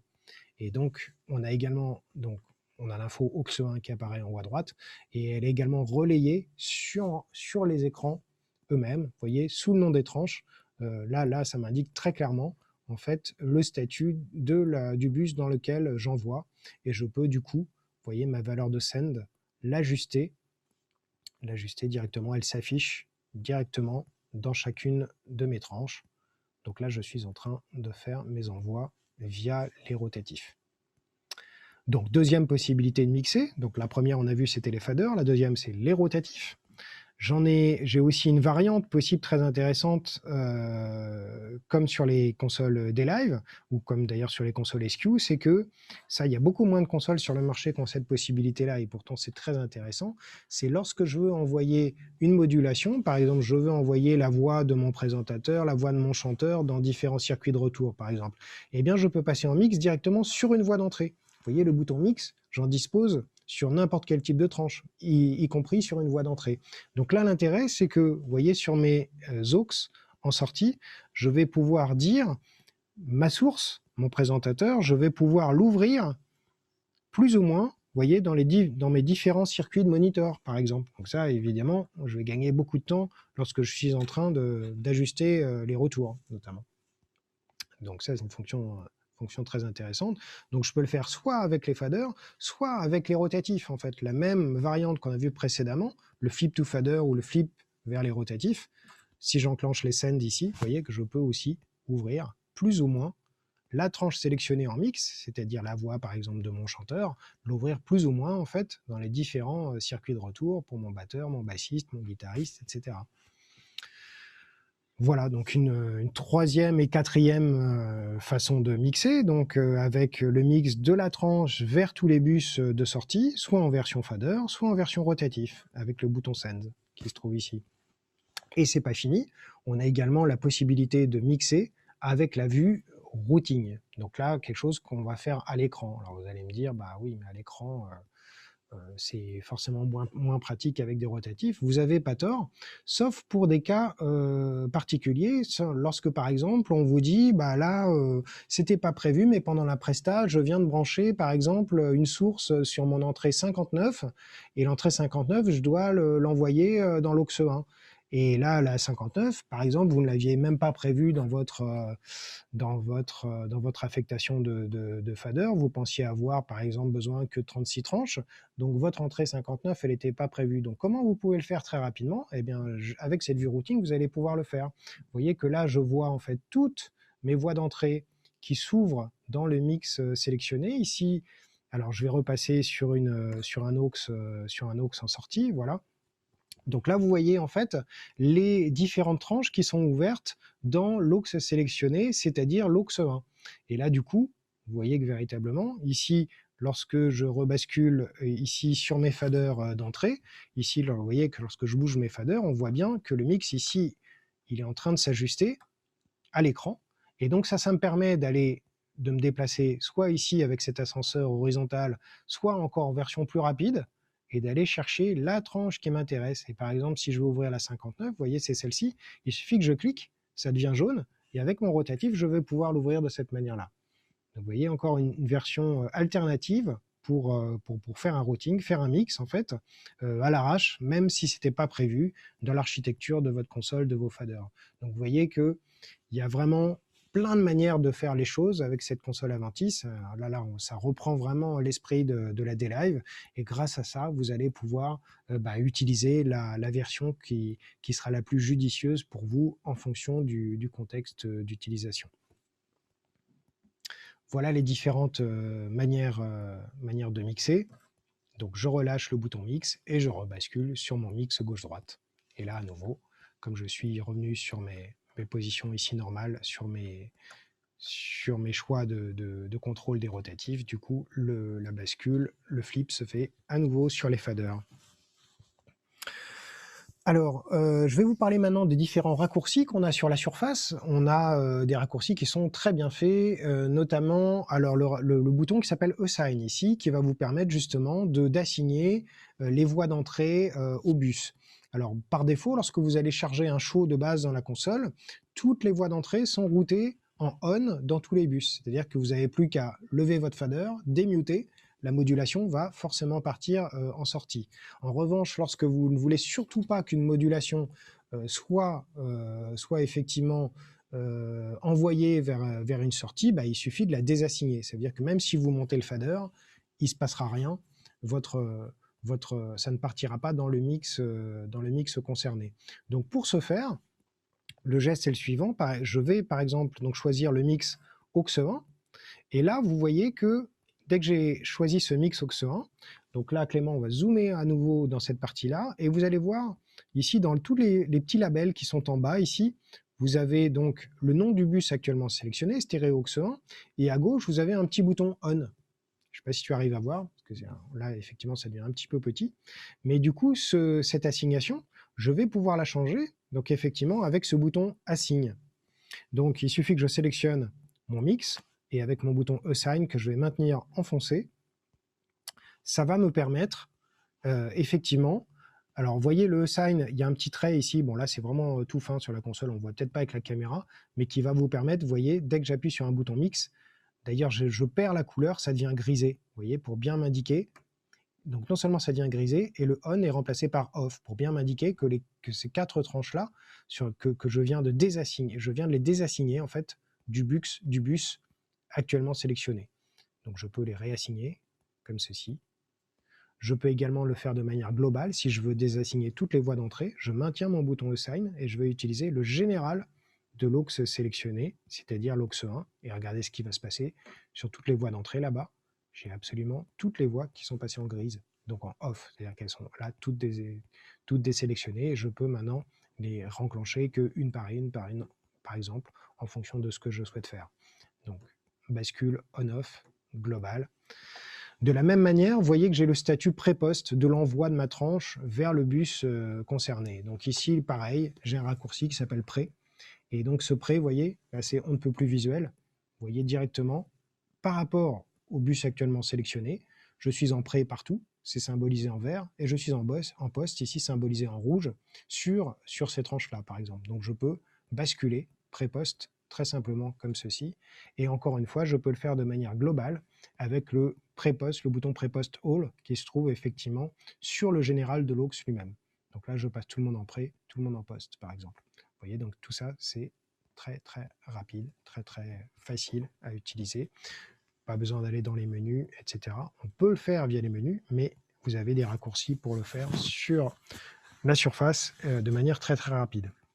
De la même manière, vous avez un raccourci Safe qui va vous permettre de mettre en Safe justement certains paramètres, vous voyez, de processing de tranche, voire la tranche complète. Ici, par exemple, si mon entrée 7, je veux la mettre en Safe de manière à la désolidariser complètement du rappel de scène, je peux le faire. Il suffit que je fasse Safe et puis je vais choisir ici le select de ma tranche 7 et vous voyez que tout le processing, il passe en Safe. Et j'ai d'ailleurs un petit label qui est légèrement bleuté, vous voyez, sur fond bleu, qui s'appelle Safe, qui apparaît dans ma tranche, par exemple. Donc voilà un autre raccourci très rapide, très facile à utiliser.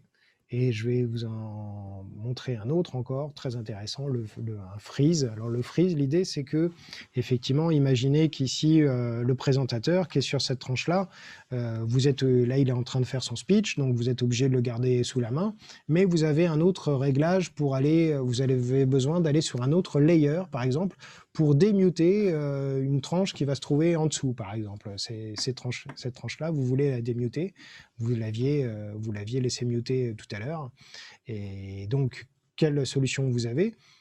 Eh bien, c'est de conserver visible la voix de votre présentateur malgré le fait que vous allez changer de layer. Donc là, on va faire un freeze et tout simplement, vous voyez, c'est symbolisé par ces petits cadenas. Dès que j'enclenche le cadenas, ça me dit frozen, donc il est gelé. Ça veut dire que la voix du présentateur, je peux maintenant me déplacer dans tous les layers de la console et j'ai toujours la voix de mon présentateur, donc ma channel 12 qui est toujours visible, bien que ici je suis sur ma 3e couche et donc là en principe je devrais voir l'entrée 36 en fait qui se trouve après la 35 par exemple. Donc vous voyez, là ça me permet de garder mon présentateur sous la main, d'aller démuter par exemple sur mon layer 2 ce que je voulais et de revenir sur la tranche 1 toujours en ayant mon présentateur sous la main. Donc ça c'est une fonctionnalité qui a un réglage fugitif en fait. Il suffit de retirer ensuite ce freeze, j'appuie sur freeze et je le désenclenche pour rebasculer en mode normal où je vais retrouver la possibilité d'ajuster ma 24, ma 36, etc. à la place de ma 12, bien évidemment.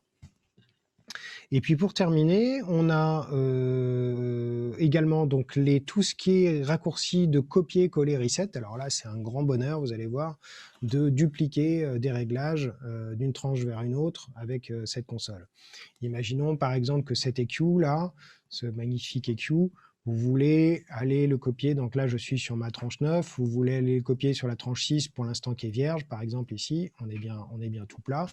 Donc je vais faire copie, et vous voyez, dès que je fais copie, en fait, à l'écran, j'ai différentes cases qui vont nous permettre de choisir qu'est-ce que je veux copier. Donc moi, si je veux copier mon EQ, par exemple celui-ci, donc là il me dit que j'ai bien copié mon paramétrique de cette tranche-là, qui était ma tranche numéro 9, et ensuite je vais faire coller, paste, pour aller m'indiquer et là je peux aller la copier n'importe où, voire à plusieurs endroits si je le souhaite. Donc moi je veux le copier que sur cette 6 par exemple, et voilà, j'ai bien copié en fait mon EQ de la 9. Vous voyez, c'est exactement la même apparence entre ici et là, par exemple. Donc là j'ai copié call EQ. Maintenant si je veux copier tout mon processing de tranche, je vais procéder de la même manière, je vais faire copie. Et puis je vais cette fois aller sélectionner ma tranche 9 dans sa globalité. Et là, il me dit qu'il a bien copié l'ensemble du processing de la tranche 9. Et je vais aller faire un coller pour aller, par exemple, faire apparaître tous ces réglages-là, par exemple, sur cette tranche-là.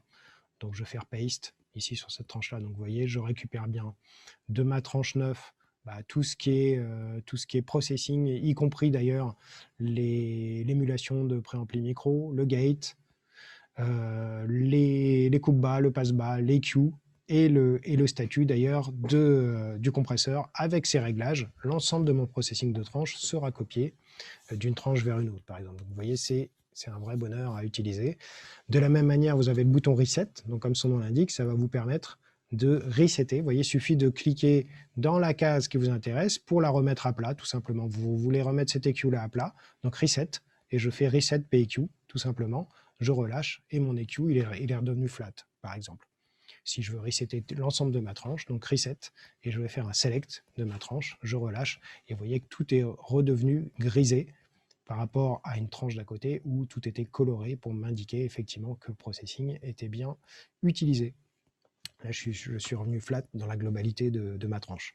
Vous voyez, ouais, les copier-coller, les resets, c'est un vrai bonheur à utiliser.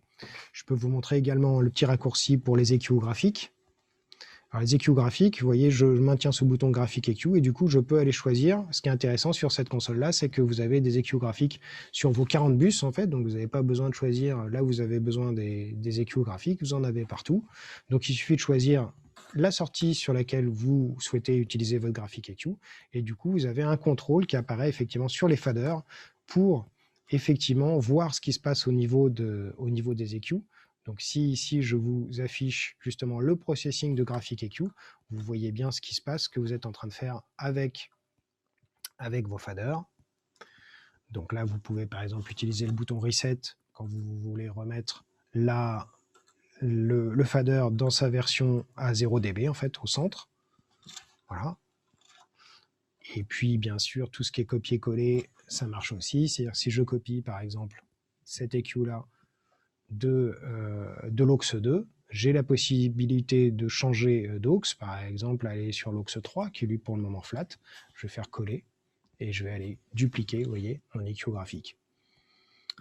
Voilà. Et puis pour sortir de cette vue, en fait, de ce contrôle des bandes d'EQ graphiques sur les faders, il suffit que j'appuie une deuxième fois pour accéder, parce que là, effectivement, comme j'ai 24 faders, il faut que je fasse en 2 fois si je veux accéder à toutes les fréquences. Donc là, sur la deuxième pression, j'accède aux fréquences hautes. Et puis une troisième pression pour ressortir du contrôle des EQ graphiques sur les faders. Donc je suis là revenu sur mes faders normaux de console. Voilà tous les raccourcis dont on dispose sur la console. Donc vous voyez que tout ça, c'est un vrai bonheur. Ça va très très vite. On est très très efficace. On a vraiment hérité ça de la D-Live. Je vais vous montrer maintenant très rapidement le patch IO. Donc là, vous avez par exemple le patch de sortie de la console avec nos 42 ressources qui sont nos 42 bus qui sont là. Donc vous voyez, alors ce qui est très intéressant, c'est que dans cette vue, en fait, dans ce patch, je peux zoomer et dézoomer aussi facilement que ça. Donc effectivement, lorsqu'on a besoin d'aller faire une modification, eh ben, on peut, même si on a des gros doigts, on peut aller zoomer comme on le souhaite. Et puis j'ai par exemple, je peux faire un patch par exemple en utilisant les 2 doigts. Le doigt gauche parce qu'effectivement le risque serait que si je pouvais directement effleurer l'écran pour faire un point de patch comme ça serait relativement dangereux. Donc ils proposent un autre mode. Vous pouvez choisir un autre si vous ne l'aimez pas, mais moi je le trouve très intéressant. Il suffit de maintenir le bouton patch enfoncé pour faire effectivement vos points de patch de cette manière-là. Et du coup, l'intérêt, c'est que vous pouvez tirer, par exemple, directement une diagonale, comme ceci. Ou vous pouvez effectivement faire des lignes horizontales ou verticales, selon que vous êtes en entrée ou en sortie, pour aller distribuer la même modulation vers N sorties, par exemple, ici. Alors là, l'aspect assuré nous indique que, un aspect très intéressant aussi, c'est que le hardware en question, donc sur le S-Link, là, j'ai rien de branché. Donc il nous dit, attention, là, le routing que tu es en train de faire, j'accepte de te l'enclencher, mais il n'est pas fonctionnel. C'est pour ça que je te le fais figurer de manière assurée.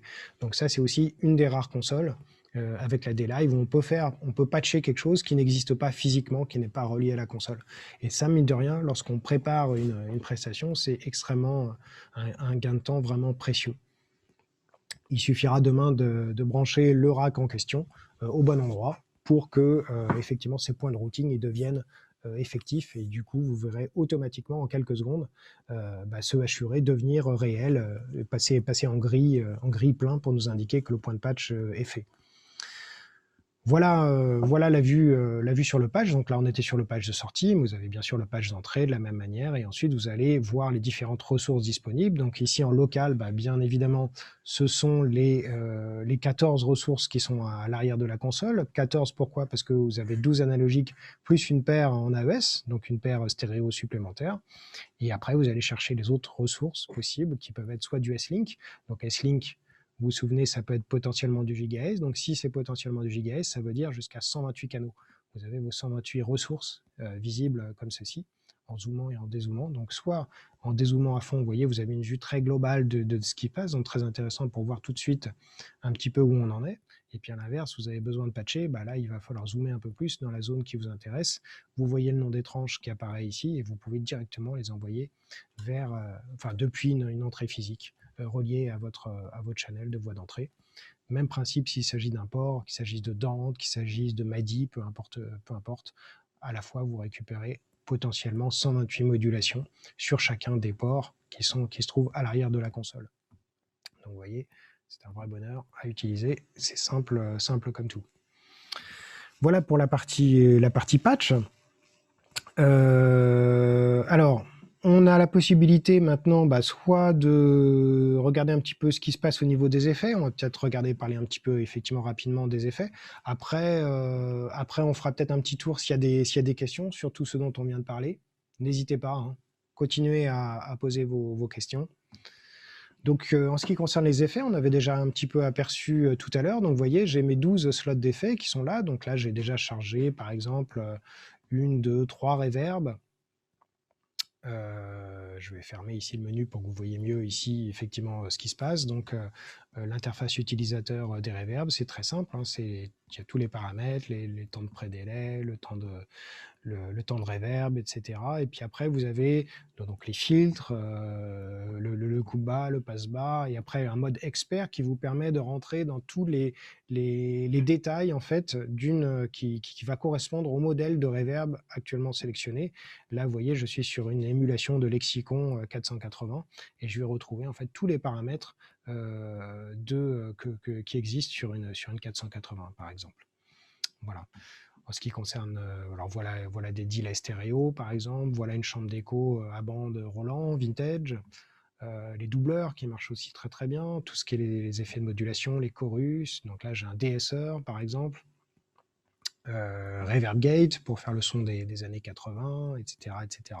En fait, vous allez utiliser pour charger en fait un effet dans un de ces 12 slots, vous allez dans la librairie et vous voyez les différents types d'effets qui sont rangés par catégorie. Donc ici les reverbs par exemple, et ici vous avez tous les presets que vous pouvez sélectionner. Donc là, vous pouvez le faire soit à l'écran, soit dès que vous êtes dans ce champ, tournez la roue codeuse pour vous déplacer à travers tous les menus.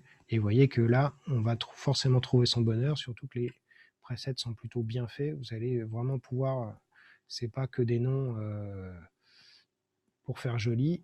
En termes de son, ça marche vraiment tout ça. Donc c'est ça qui est vraiment intéressant, comme sur la D-Live.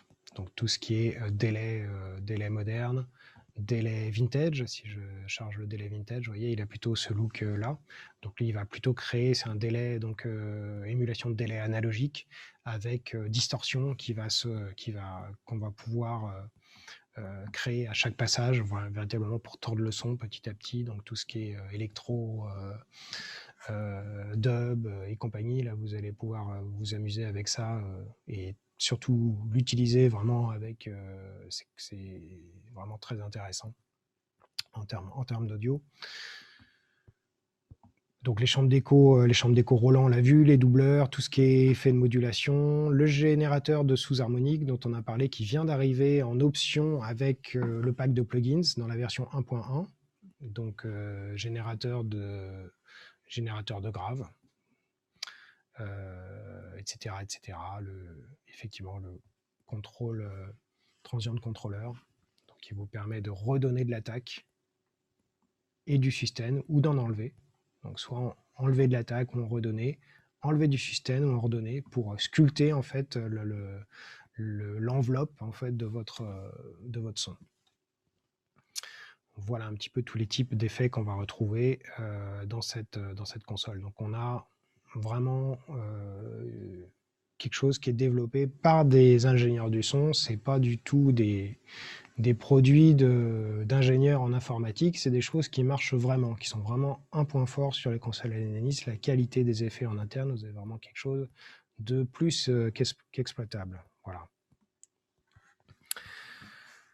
Et puis pour terminer, sur vraiment les généralités d'utilisation de la console, vous avez également les soft keys. Donc les soft keys, on a aperçu tout à l'heure, vous vous souvenez, ça nous permettait de sélectionner un mix. Ici, je sélectionnais par exemple le mix aux 1 avec le bouton 1, aux 2 avec le bouton 2, etc. Mais vous en avez comme ça, en fait, vous avez 16 premiers boutons qui sont sur cette colonne.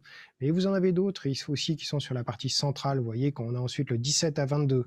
Et puis même sur la partie gauche de la console, on a le 23 et 24. Donc vous disposez un total de 24 boutons pour rappeler toutes les fonctions dont vous avez besoin. Ça peut être effectivement, comme on a vu, sélection de mix, mais ça peut être pour rappeler une scène, ça peut être pour faire du tap tempo, comme c'est le cas ici, de basculer, évidemment, faire des groupes de mute, faire tout ce genre de choses qu'on est amené à faire sur une console. Bon, voilà, là on ne dispose pas assez de temps pour que je vous montre tout ça en détail, mais sachez que c'est là. Donc maintenant, je vais plutôt, si vous le voulez bien, répondre à toutes vos questions. En tout cas, je vais essayer. Alors, j'ai quelques questions. Premièrement, comment se passe le virtual soundcheck? Alors, le Virtual Soundcheck,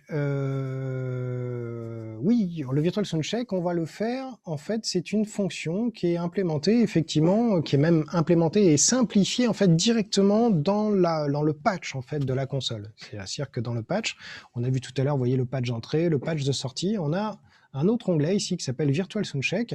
Donc là, l'idée, c'est que pour faire du Virtual Soundcheck, on va choisir une carte d'enregistrement. Alors, dans la grande majorité des cas, on utilise une carte Dante pour faire ça, que tout le monde est familier avec le DVS de chez Audinet qu'on peut faire tourner sur un PC, sur un Mac, qui nous permet d'enregistrer 64 canaux à 48K ou 32 canaux à 96K. Donc là, on va pouvoir, avec le Dante Controller, configurer notre carte Dante à 48 ou à 96. Donc notre carte Dante, on va la mettre dans un slot de la console. Donc par défaut, on va la mettre dans le port 1, par exemple. Et ensuite, on va choisir en fait la taille de notre patch, en fait. Si vous avez un patch, dit n'importe quoi, allez, 27 tranches, par exemple, bah, de 1 à 27, ça veut dire que en fait, on va faire la bascule directement pour envoyer ces tranches-là directement dans le bus Dante pour qu'il soit enregistré dans l'ordinateur. Donc, vous voyez qu'une fois qu'on a sélectionné la carte et la taille du patch, j'ai en fait un patch en fait, qui nous indique là que là, donc par défaut, ce patch il est droit, donc ça fait la diagonale parfaite, pour nous dire effectivement que par exemple, nos 27 premières tranches, on va effectivement les envoyer droite vers les canaux Dante correspondants. Autrement dit, je vais passer, vous voyez qu'ensuite j'ai 3 boutons qui vont nous permettre d'activer donc l'enregistrement, la partie du Virtual Soundcheck. Donc Record Send, ça veut dire qu'effectivement, toutes les 27 modulations qui arrivent sur mes 27 première tranche, par exemple, c'est ces 27 modulations que je vais router avec ce bouton-là, Record Send, directement dans ma carte de recording qui est située sur le port 1, qui sera par exemple une carte Dante. Et du coup, sur l'ordinateur, j'enclenche mon multipiste, j'ai mes musiciens qui arrivent sur scène, on fait la balance, tout ça, ça se passe bien. Et on n'a plus beaucoup de temps, il faut arrêter de faire du bruit, ou eux, ils veulent aller se reposer. Hop, ils retournent dans les loges, et moi, je peux continuer à préparer mon mix tout simplement en passant au bouton suivant, Virtual Soundcheck. Donc, vous voyez que dès qu'il est enclenché, qu'est-ce qui se passe? Eh bien, au lieu de recevoir la modulation depuis les entrées micro, par exemple de mes boîtiers de scène ou à l'arrière de la console, je vais récupérer en fait ma modulation. Vous voyez que j'ai un Virtual Soundcheck qui se met à clignoter sur mes deux écrans pour bien m'indiquer attention, là tu n'es plus connecté à tes ressources audio préampli micro, mais tu reçois en fait la modulation depuis la carte d'enregistrement qu'on a sélectionnée, donc le fameux port 1. Donc une carte Dante par exemple, et donc là cette fois je stoppe l'enregistrement sur mon multipiste, je me remets, je rembobine au début, je passe en lecture et du coup, je récupère mes modulations enregistrées, que je viens d'enregistrer ma balance, et donc toutes mes 27 modulations qui correspondent à mes 27 instruments, mes 27 micros, je les renvoie en entrée de tranche, en fait, au même endroit que s'il s'agissait des préamplis micros que j'avais initialement. Et du coup, grâce à ça, je vais pouvoir retravailler mon son, je vais pouvoir ajuster mon seuil de gate par ici, je vais pouvoir retravailler mon EQ, etc. Tout ça, j'écoute ça soit au casque, soit dans la diff de la salle.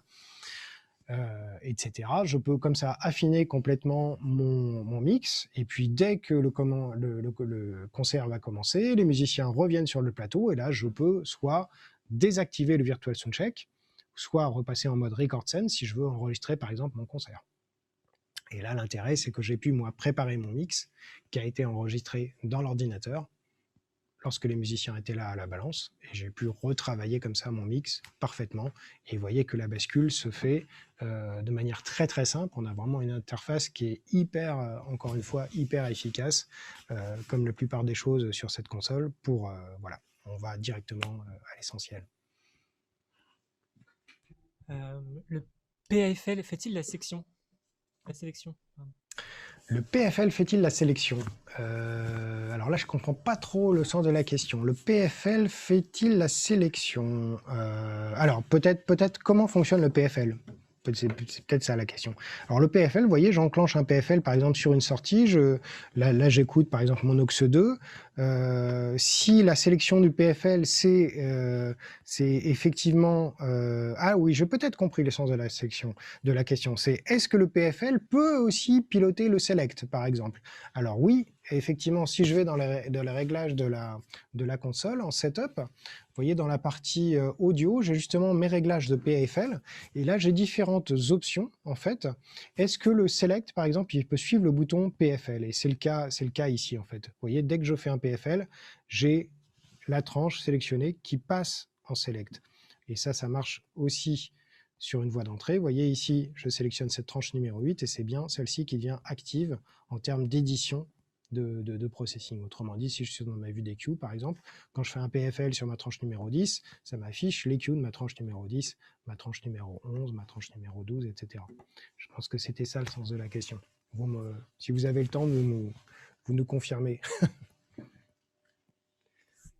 Toutes ces configurations, en dehors de la config de bus, sont donc préparables en amont et peuvent être mémorisées dans la console ou chargées en USB par un ingé son le jour de la prestation.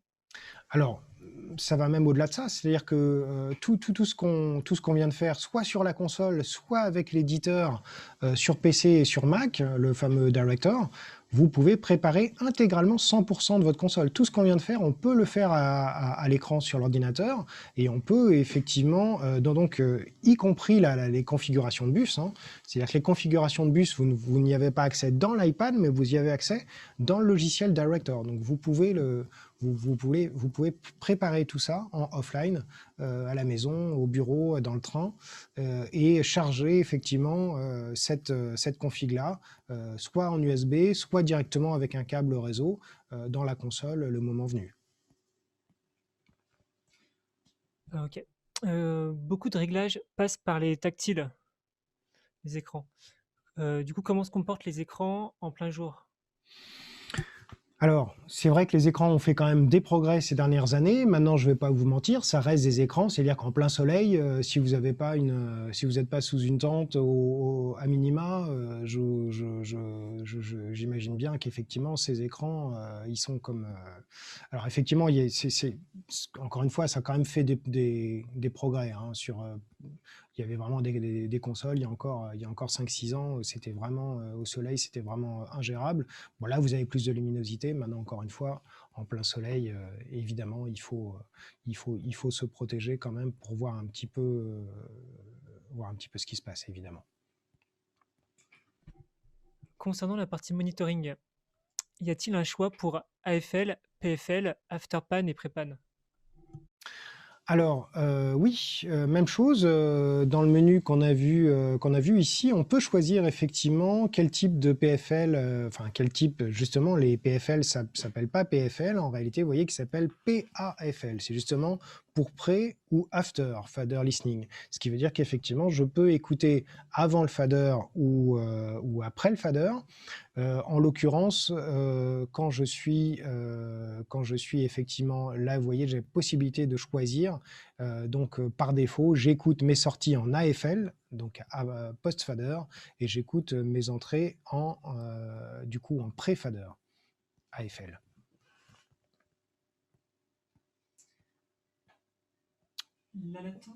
La latence interne est de 0,7 millisecondes. Mais quid de la latence des convertisseurs en cas d'insert externe analogique? Oui, très bonne question. Alors effectivement, ça c'est la latence interne, effectivement 0,7 millisecondes. Donc dès que vous allez faire effectivement un insert via effectivement un processeur externe, un EQ, un dynamique, peu importe, effectivement vous allez avoir un temps de conversion déjà effectivement des convertisseurs, qui est quand même très courte, hein. On se situe de mémoire à 0,1 milliseconde, si je me souviens bien, pour passer à travers les convertisseurs analogiques. Ok. De plus, est-ce que la console applique une compensation de délai sur les autres signaux afin de garder une homogénéité comme le fait une autre marque, Midas par exemple? Ouais. Alors non, on n'a pas cette compensation de délai. Nous, le choix qu'on a fait, c'est comme justement on a une latence très très courte. Effectivement, on veut pas pénaliser en fait l'ensemble de cette latence très très courte sous prétexte qu'on va faire un insert via un EQ ou un compresseur en externe. C'est un choix vraiment là pour le coup déontologique. D'accord. Y a-t-il un réglage de délai dans le sens retard d'une piste par rapport aux autres, Oui. accessible par voie rapidement? Oui, tout à fait. Alors effectivement, dans la partie processing, effectivement, vous allez avoir, si je sélectionne donc une tranche, vous avez effectivement le délai de tranche qui est accessible, vous voyez, ici. Donc tout simplement. Alors là, il est en millisecondes, mais je peux changer l'échelle pour que ça soit en sample, pour que ça soit en mètres, si je veux faire de la multidiffusion, par exemple. Donc là, j'ajuste effectivement le retard de chacune de mes tranches. Si j'ai besoin de remettre en phase un micro avec un autre ou des choses comme ça, je peux le faire de cette manière-là. Existe-t-il une possibilité de faire une librairie de mémoire de réglage DOX?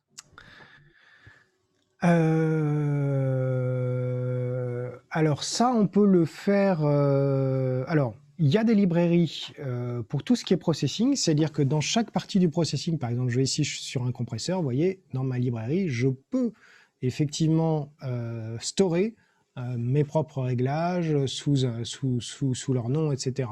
Donc ça, j'ai ça partout, sur les EQ, sur les gates, la partie préampli, etc. Je peux me créer mes librairies. Et également sur des réglages de tranches complètes, par exemple. Si je sais que je travaille habituellement avec toujours les mêmes artistes, je peux faire une tranche type pour mon chanteur, pour mon guitariste, etc.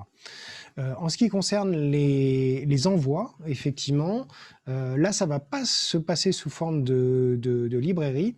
On va utiliser, en fait, les scènes. Et dans les scènes, j'ai la possibilité, effectivement. Alors, basiquement, les scènes, lorsque je crée une scène, store ici, elle s'appelle la scène 3 par défaut, je peux la renommer, etc. Là, j'ai pris la photographie complète de la console. Mais je peux aller plus finement ensuite, au moment où je vais rappeler cette scène, pour dire attention, là je veux faire évoluer effectivement que mes états d'envoi dans mes départ aux par exemple pour mes retours de scène. Et ça, je vais en fait pour chacune des scènes, je vais pouvoir avoir accès au recall filter. Et ce recall filter, vous allez voir que je vais pouvoir justement choisir quels sont les paramètres que je vais rappeler. Si je veux par exemple faire évoluer mes envois dans mes départs aux, et vous allez voir qu'ici dans la partie routing, donc là j'ai mes voies d'entrée, donc si je vais dans le détail par exemple, si je veux que cette tranche-là, par exemple, aller rappeler en fait ces envois vers les aux. Vous voyez, donc j'ouvre ici les aux, j'ouvre ici la tranche qui m'intéresse, et là, je vais pouvoir dire, par exemple, je ne veux surtout pas m'occuper des autres paramètres. Je ne veux pas, autrement dit, que ma scène me change mes paramètres d'audio, parce qu'au moment où j'avais créé cette scène, c'était peut-être il y a une demi-heure, et j'avais peut-être, entre-temps, j'ai fait des changements d'EQ, etc. Là, donc, ce que je vais faire, je vais bloquer, en fait, tous les paramètres que je ne souhaite pas rappeler, et à l'inverse, je vais enclencher, vous voyez, départ par départ, vous voyez que là, je peux accéder aux détails. De chaque aux, je vais pouvoir effectivement dire, attention sur cette tranche, effectivement, je souhaite rappeler mes envois sur l'aux 1 et l'aux 2. Et vous voyez, ce qui est très puissant, c'est que je peux le faire. En plus, j'ai une granulométrie qui me permet de le faire, d'inclure certains aux et d'exclure les autres. Et ça, c'est quelque chose de très très puissant qu'on avait sur la D-Live et qu'on récupère également sur la Mantis. Est-ce que les DCA consomment des bus ou ce sont des ressources à part? Alors non, les DCA ne consomment aucune ressource parmi les 42. Les 42 bus, c'est vraiment des bus audio. Hein. Les DCA n'étant pas des bus audio, ce ne sont que des tranches de contrôle ici, donc mes VCA. Vous voyez ici les membres VCA. Donc on en a 24 VCA dans la console et ne consomme aucune ressource, ce n'est que du contrôle. Je vais agir ici que sur les faders, effectivement, des membres concernés et sur les mutes, le cas échéant, des tranches concernées. Je vous montre au passage comment on fait les affectations. En fait, les affectations, on peut les faire de deux manières. Je peux les faire comme tout à l'heure, avec le bouton Mix et le bouton Assign. Et là, effectivement, je vais pouvoir inclure, vous voyez, rajouter des membres. Par exemple, vous voyez la liste ici qui est en train de s'étoffer en fonction de ce que des choix que je vais faire avec ce bouton Assign, tranche par tranche. Ça, c'est une possibilité. J'ai également une autre, si vous préférez une vue à l'écran pour faire vos membres VCA. Vous pouvez le faire également avec la vue routing. Donc, il suffit que je choisisse le VCA. Par exemple, le VCA clavier. Ici, on voit que j'ai mis que les pianos et les claviers dans ce VCA, par exemple.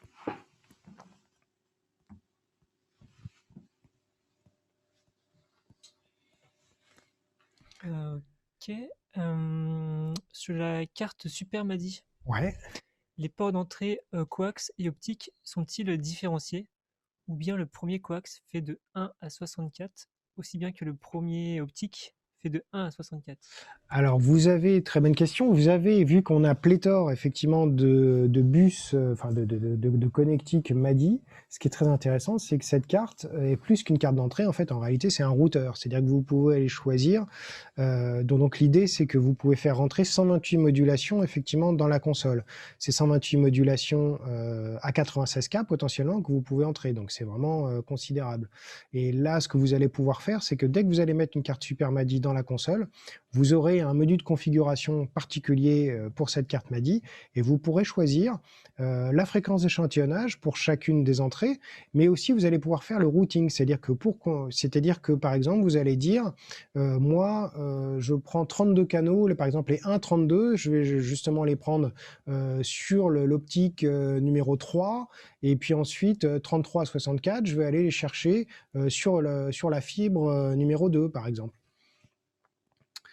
Donc, vous avez vraiment la possibilité effectivement de choisir et en plus, la possibilité de commuter à 48K selon que vous êtes avec une autre console ou un autre système audio qui serait à 48K.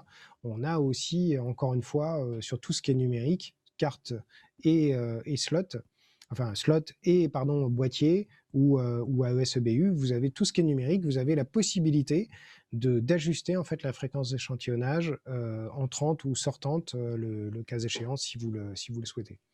Donc, pour répondre à votre question, effectivement, on peut utiliser simultanément l'entrée coax 1 et l'entrée fibre 1 et avec le routing, choisir où vont être affectés ces canaux sur les 128 disponibles pouvant entrer et sortir de la console. Ok, merci Bruno. Est-ce qu'on peut faire un petit tour des tarifs proposés pour Aventis, Deepak, Card? Alors, oui, on peut en parler. Je les connais pas peut-être parfaitement par cœur, mais vous donner en tout cas une idée.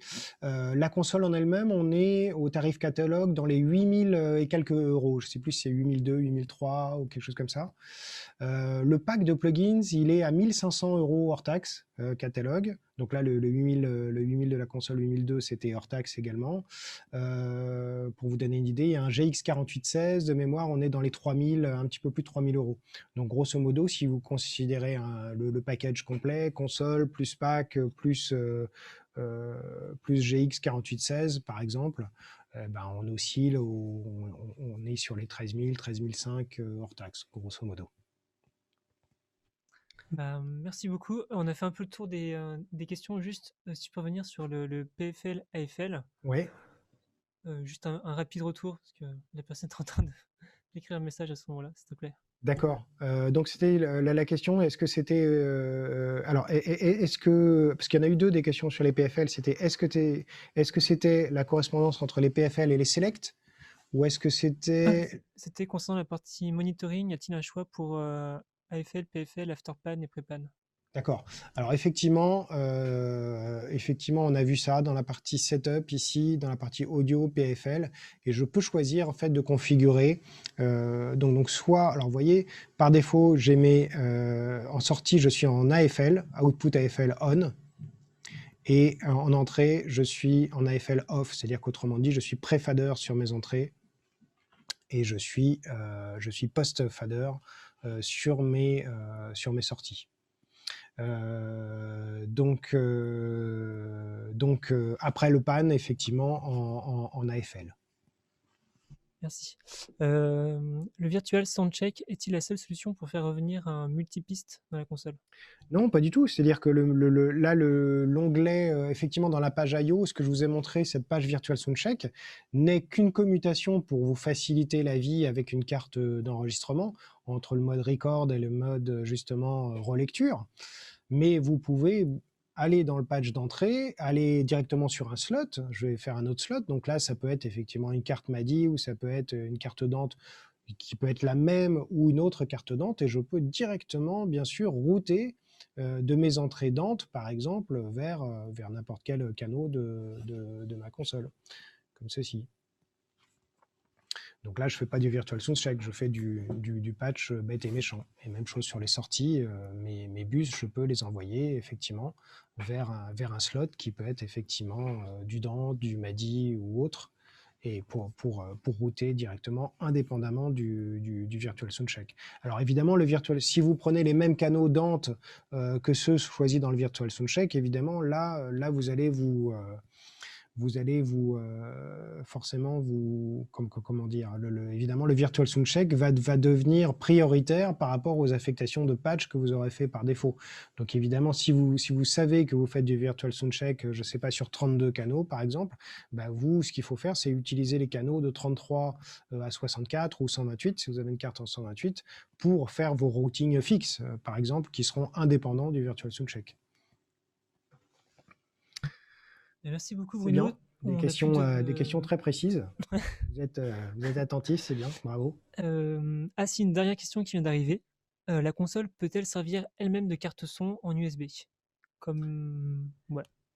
Non, là effectivement, les ports USB de la console, donc il y en a un face avant. Ici, j'ai une clé USB pour charger mes shows, pour transférer mes enregistrements que je peux faire dans la console ou les fichiers que je souhaite lire, les fichiers audio.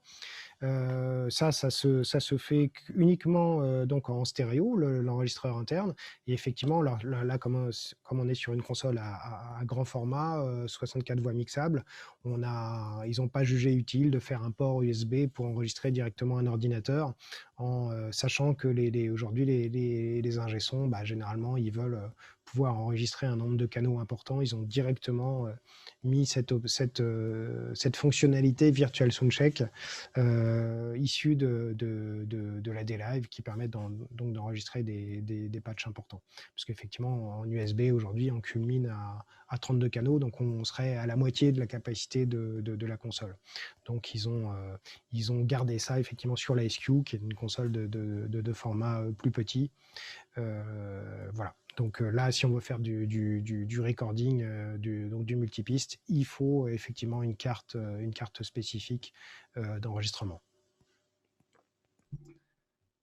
J'ai encore une question. Dernier retour sur l'aspect Dante. Est-ce que l'Aventis fait le contrôle de gain des RIO? Alors, bonne question aussi. Alors, les Dante, on est d'accord que c'est avant tout des flux audio. Donc, je peux récupérer effectivement le flux audio d'un Rio, donc d'une console Yamaha. En revanche, je ne pourrais pas contrôler les gains de la Yamaha parce qu'évidemment, ça, c'est pas normalisé. Chaque constructeur a son propre protocole de pilotage des préamplis. Donc, de la même manière qu'une console Yamaha ne permettra pas de piloter les gains d'entrée d'un boîtier Dante à l'Ennenis, un DT 16.8. En revanche, vous avez une appli qui vient d'arriver aussi, enfin en tout cas il y a assez peu de temps, il y a 2-3 mois, qui s'appelle DT Controller. Et avec cette appli DT Controller, vous allez pouvoir, depuis n'importe quel ordinateur, contrôler vos gains d'entrée des préamplis Dante à l'Ennenis.